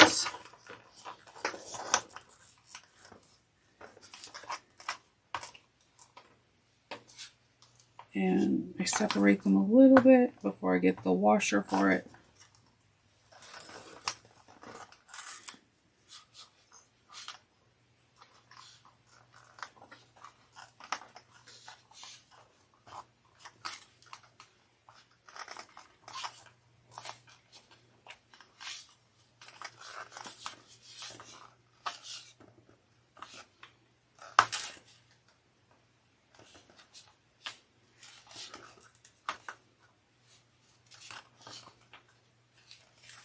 Doing the same thing.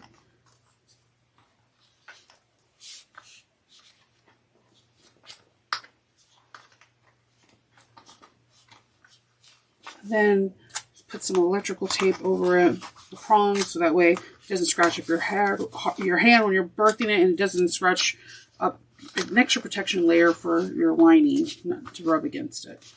Okay.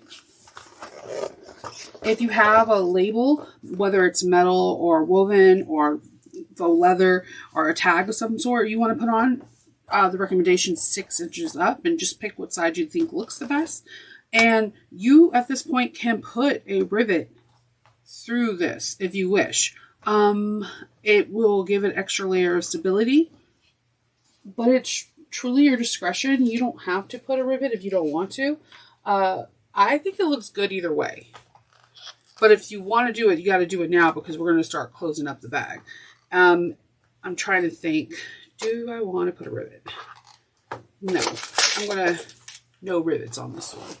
Then what we're going to do while we're here is you're going to measure, you already measured your 4 holes. So again, the measurements, you're going to go punch 4 holes, 2 5/8 of an inch in, 1/4 of an inch down. So you just get your ruler and you do that. Just find the center. The straps measure 1 inch, so your 1/2 inch mark is your center. Then we're going to grab a washer, and you're going to measure in for your magnets. And I've marked them in black so that you are able to see them a little bit better. They're marked in black. You're going to measure 3.5 inches in and 1/8 of an inch down, 1 1/8 of an inch down, and cut. You do a little slit through all of them, because we're not going to put the magnets in until the last step. Okay. So now we're going to start making the magic of putting this bag together. You're going to need to find your centers. I'm just going to put a clip here. I'm going to mark a small snip at the top of the center and the bottom.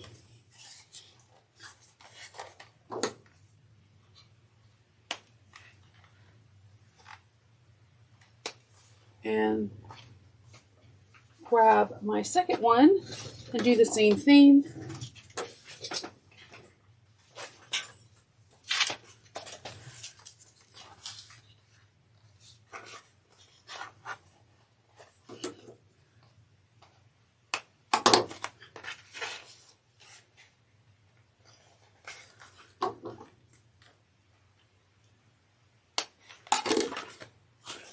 All right, I'm thinking I want it. Okay, I'm going to be right back. I'm going to come back and I'll have rivets on the top of these. I need to go in and hammer in, because there's no way my handheld is going to let me punch holes through that. So I'll be right back. When I come back, I'll have rivets.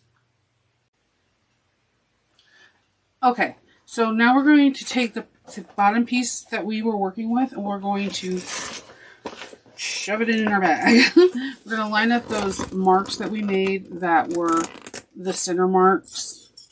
And I like to stick a few clips on the bottom first before I go to the top. Match the top seams. I like to do 1 clip on the top and 1 on the side, just to make sure it's secure. And I do the same thing on this side. My leather is super squeaky right now. All right, and then we're going to clip all the way around. Use as many or as few clips as you want. It's really your discretion.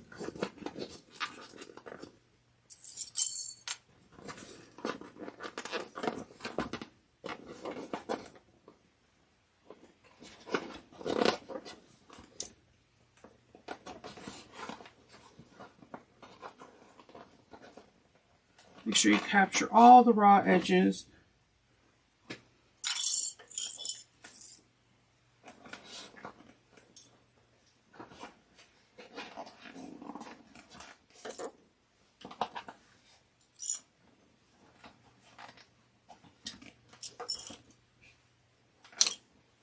And we're going to do the other side. If you have a free arm on your domestic, this is like a perfect chance to do it because you can kind of sew around. If you have a flatbed, you gotta kind of maneuver with your bag because we're going from the inside. If you have softer material like cotton, you might be able to just squish it into whatever position you want it to be in.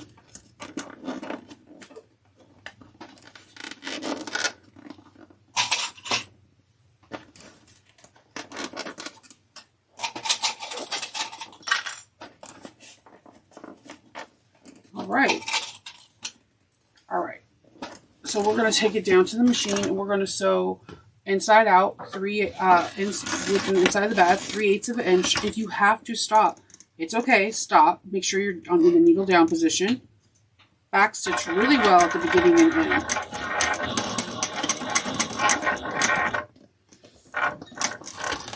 My thread is acting a little wonky. It was catching. This is why you have to always remove threads before you sew. 3/8 of an inch. I'm removing clips as I go.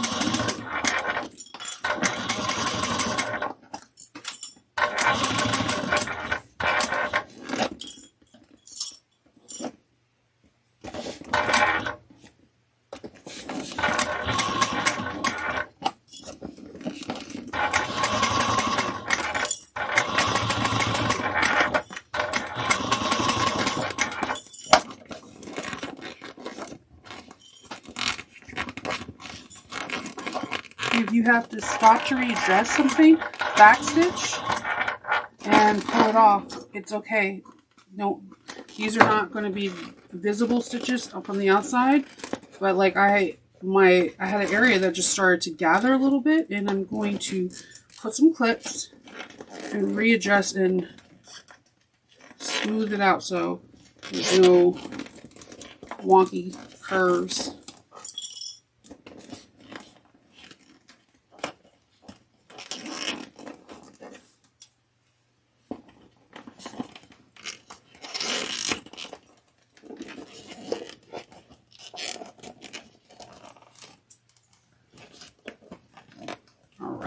We got it. So I'm going to go back over here, start where I stopped back stitching.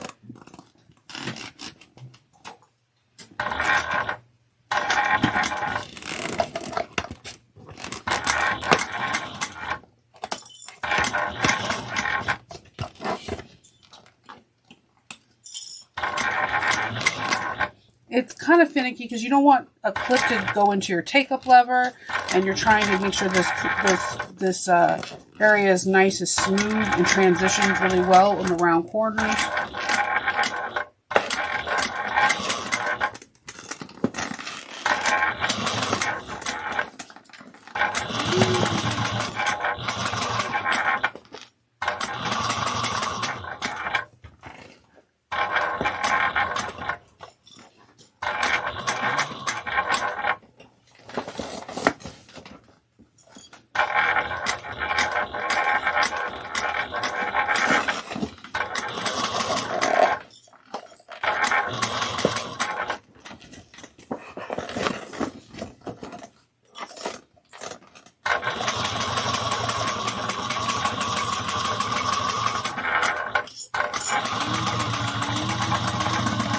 Back stitch really well. And what I do with my vinyl, and whenever I do make leather, it's not that often, bags, is I go around again with a second stitch that's within the seam allowance, but like a scant away. So like scant 3/8 of an inch. So that way you won't see me pulling or stretching threads in between layers. So I'm going to do this it's really quick because we have no clips to do. You don't have to do this. It's just something that I notice helps tremendously.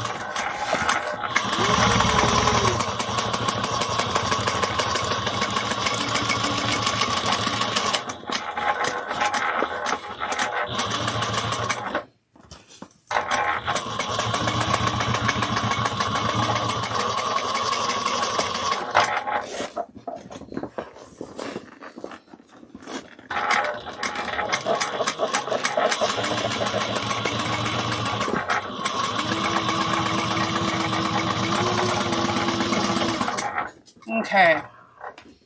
Woo, we did it. All right.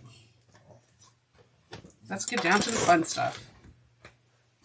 First, removing all these excess threads. We're going to take our lining.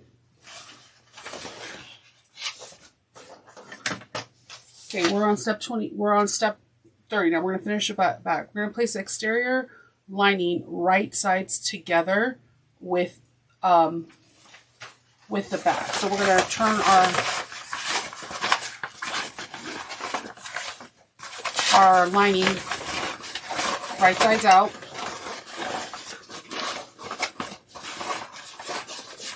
And then you got to figure out where you want your. I like to have the slip pocket in the front and the back pocket, zipper pocket towards the back. I'm going to butterfly these seams open.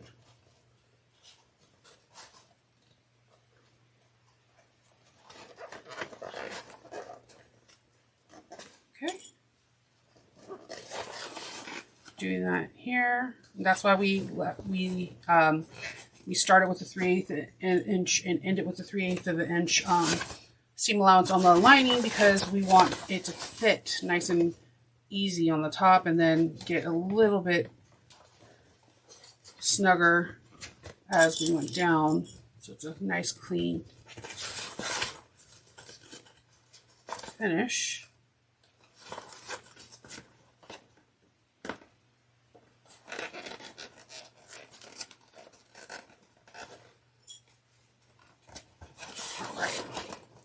And then I'm just lining up the center marks that I made. Popping a couple clips in. This is exciting.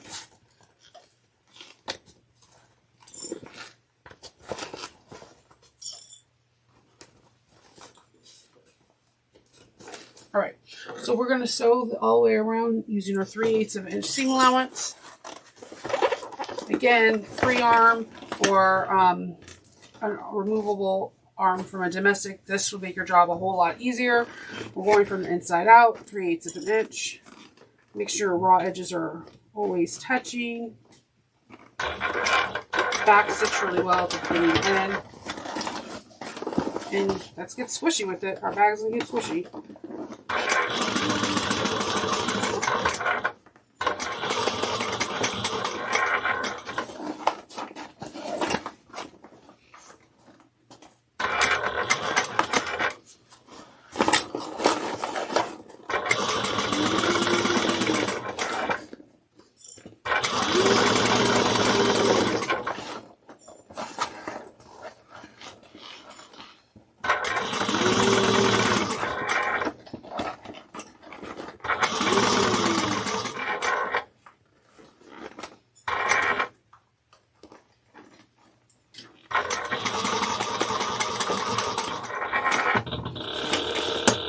Oh no, I broke a needle.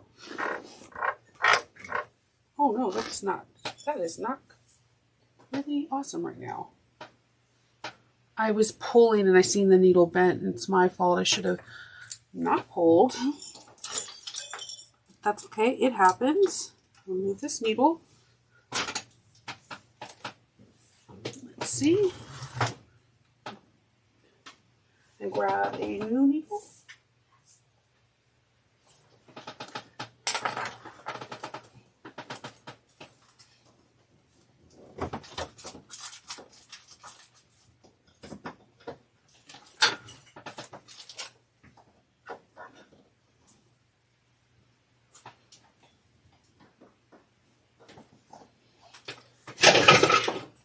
that's unfortunate. I am batting 1,000. This bag better be gold.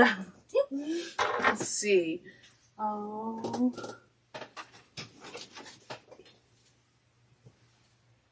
Okay, grab a needle.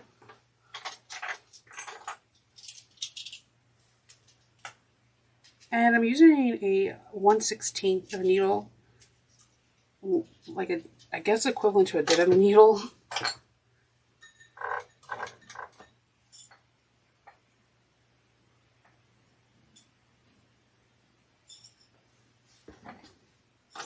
Okay, just bear with me. I got to position the needle right. So I when I have like interesting look like I'm having right now, I chalk it up to that. That's the way it's supposed to happen, and que sera kind of thing. And this bag is probably going to be the dopest bag I've ever made because of all the little weird incidents. I spilled soda on myself. I have broken needle. Yep. And that's all good. As long as this does not go wonky when we're doing our top stitching, then I'm copacetic. I'm going to be fine. Alright. Let's get this bag done. Going over to the corners. 3/8 of an inch, holding my tails.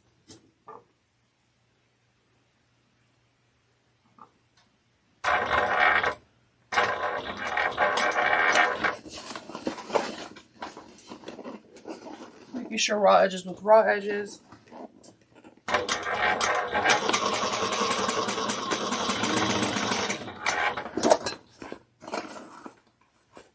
Keeping those areas that are supposed to be butterfly open so that it could help.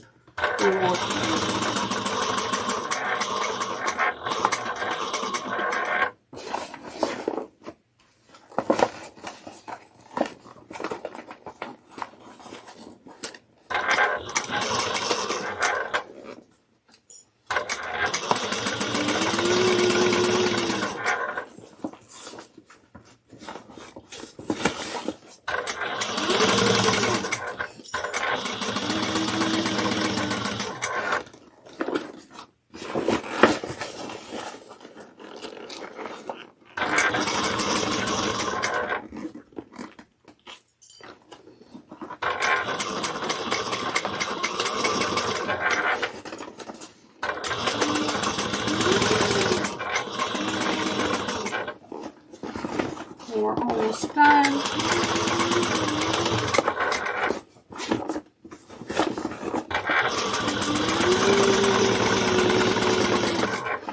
I just want around one more time, like 1/8 of an inch, not even 1/8, 1/16 of an inch around to make sure that everything's locked in.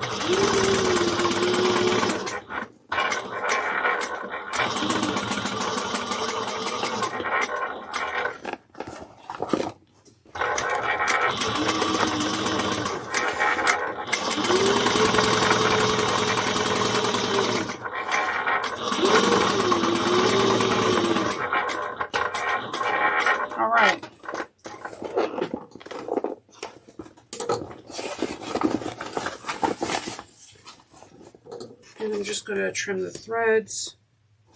I'm just going to kind of take out the bulk above the stitching in the corners so that way it can lay a little bit nicer. Alright. We're going to birth this. Take your time. If you wanted to do difficult fabric like me, it's going to take a little bit of a time, a little bit of finesse, and that's okay.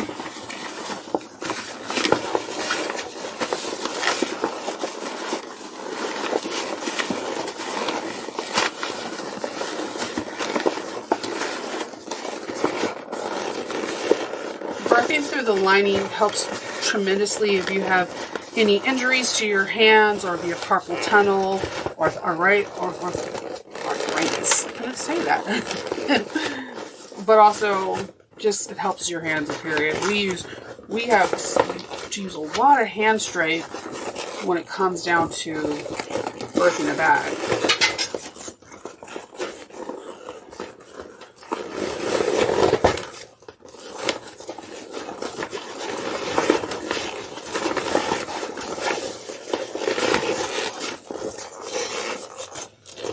We're almost there. Take your time.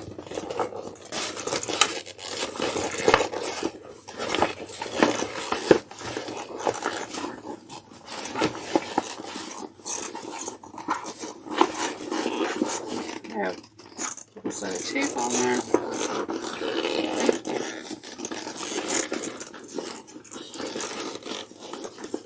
Pushing out the corners.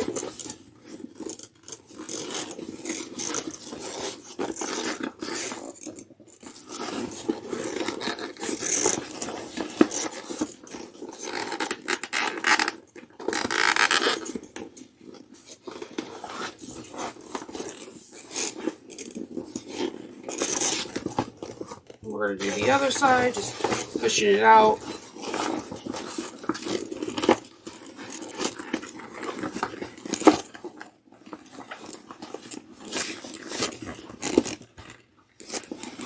Okay. Give the lining a nice tug, making sure you captured everything. I'm going to stuff the lining back in to the bag. And what we're going to do now, this is the fun part. The way Samantha wrote this is that we're going to have one. We're going to fold this in where the foam starts is where we're going to roll it. It's going to be 1.5 inches down. And you can kind of feel where the foam, the beginning and end is. And that's how you get it to work.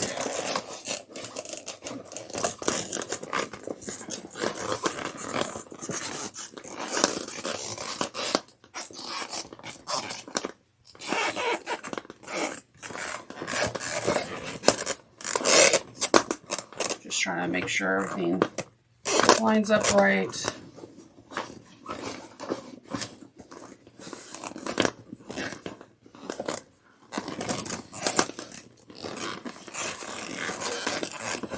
And what you could do is you could double check it to make sure everything lines up good, is that you can get out your ruler and just clip in place where the 1.5 inch mark is on either side. And then when we start top stitching, then you know everything is accurate. I do this even though I can feel the foam. It makes me feel more secure. But I love the fact that it was written to do that. That's just amazing to me how that's like so clever.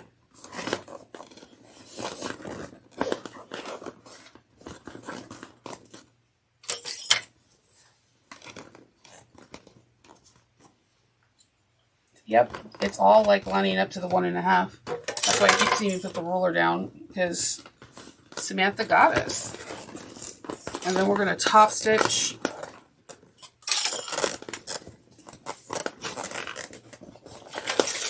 If I can stop knocking things down in the process. Top stitch, and then we're going to add the magnets.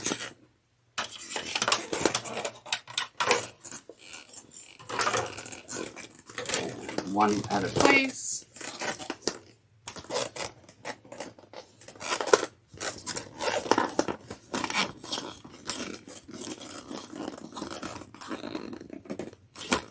Okay. All right, so we have our opening to our bag. So what we're going to do now is we're going to top stitch it down with using a 1/8 of an inch seam allowance. You could do a couple things here. You can either turn the bag inside out and then you can top stitch from inside, or you can test pieces of fabric that has similar consistency and how much it has, like 2 layers of vinyl and 1 layer of foam or whatever, and use your bobbin. If you trust your bobbin, just go with it. It will work out. Here we go. I'm going to start in a corner.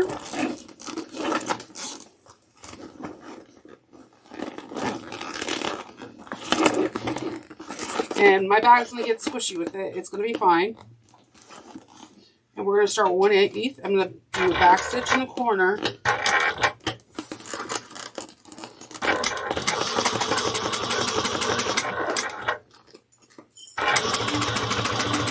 Or if you have on a domestic, if you're able to use your free arm, this is the time.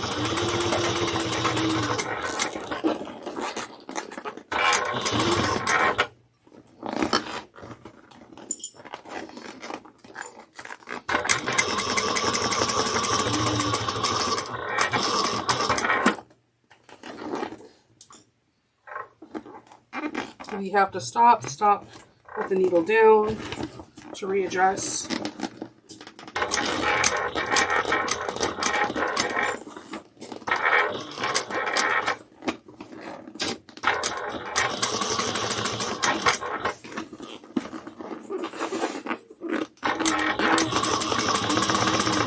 It sounds like the leather is like laughing. I can't explain. It's a weird sound.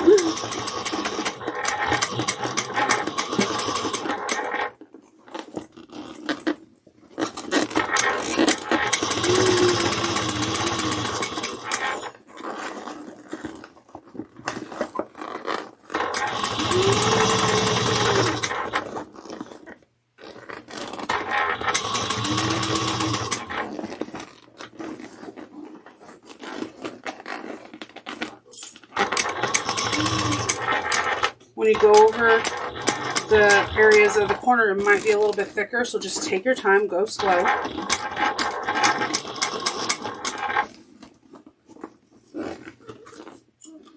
Alright.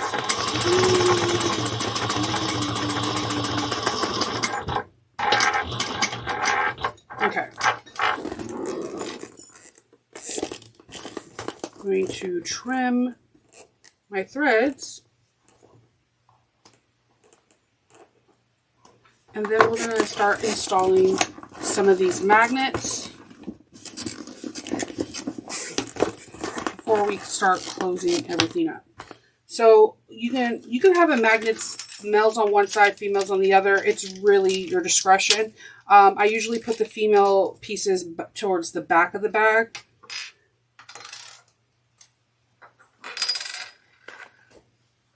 So I'm going to go through and put my, because remember we made slits, so this part just pops in. And it's the same principle with the feet.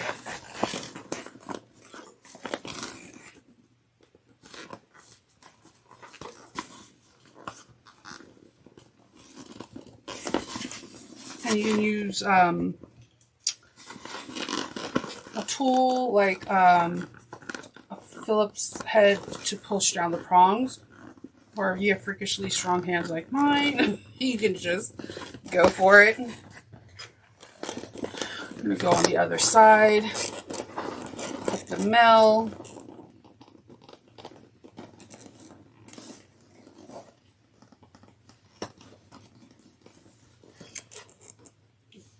Get the washer.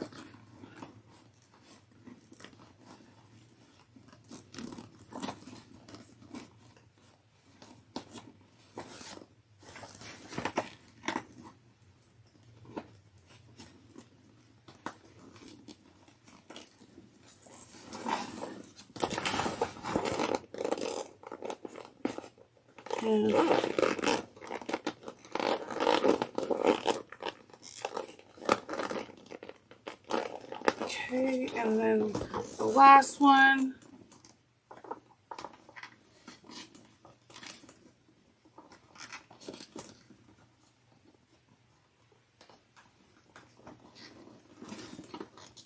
And if you didn't cut deep enough, then you can go back in. Just be really, really careful. Like this side, I didn't do it. So I'm just taking a seam ripper and just make it a little bit bigger. There we go. And we're going to grab our last washer.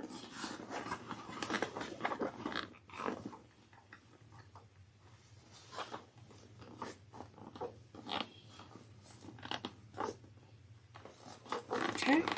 And you could put electrical tape or duct tape, double-sided tape, whatever is easier for you to help it not rub against anything. It is going to go up against foam, so I'm not too worried. Just before I close everything up, I'm going to test this out. Make sure that our magnets line up.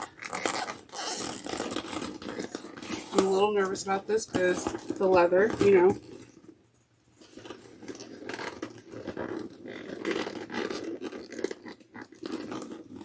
Alright, I am doing something wrong. Hold on.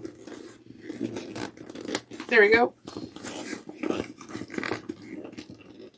And there we go. Oh, this is so cute. This is super cute. Oops, not trying to shake you. That's super cute. Now let's close this up. We're going to go through our pocket.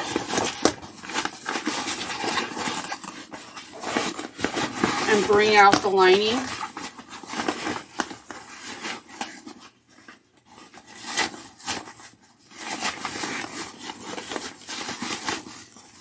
And then we're going to close this shut with the 1/2 inch seam allowance.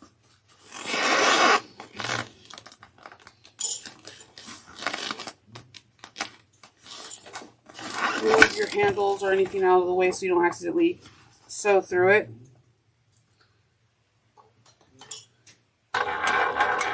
Back stitch roll into getting the end.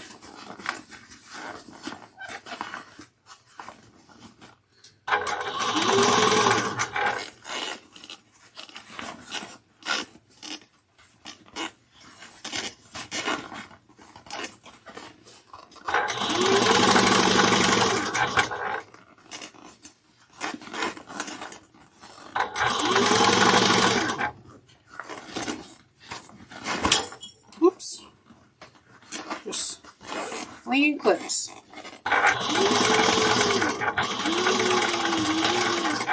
Alright. Trim those threads. Push down that lining. And then we're going to close up the pocket.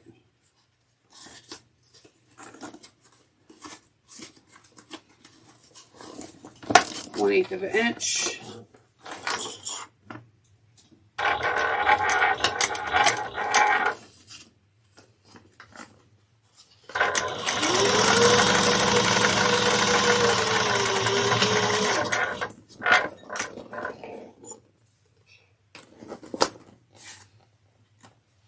Push down that pocket. I like to make sure I poke those corners inside, going towards inside the bag.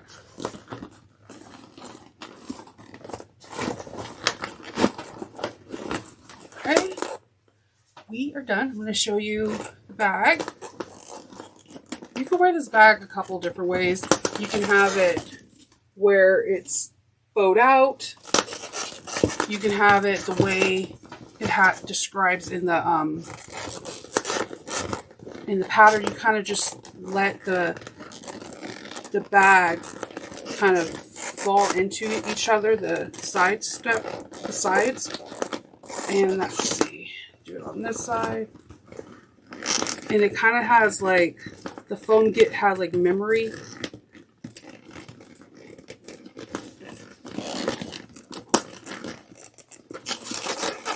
You have a gorgeous bag.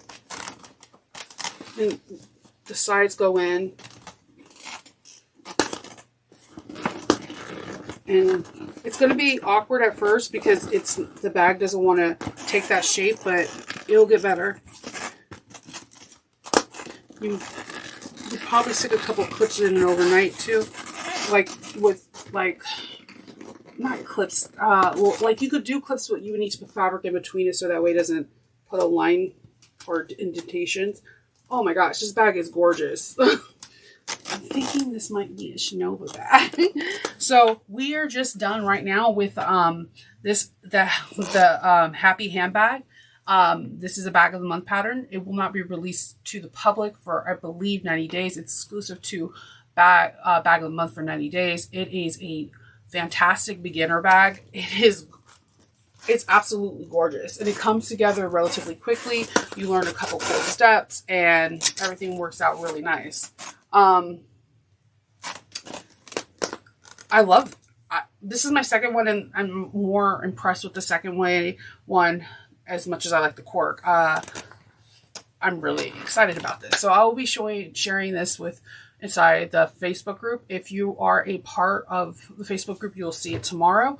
If you're not, I'll put all the information to the Facebook group so you can join, and more information about Bag of the Month. If you enjoyed this video and you're not a subscriber, stay around, hit that subscribe and like button and comment down below. It helps out my channel tremendously. If you're like, oh, I want to do something extra special for you, Shinova, I do have a Ko-fi. It's going to be pinned in the comments, and it's like buying someone a cup of coffee or supporting an artist. I also have a Patreon where we learn how to do modifying different bags. So with all that being said, I hope you enjoyed this presentation, and I wish you a really good day. Stay safe and happy sewing. Bye.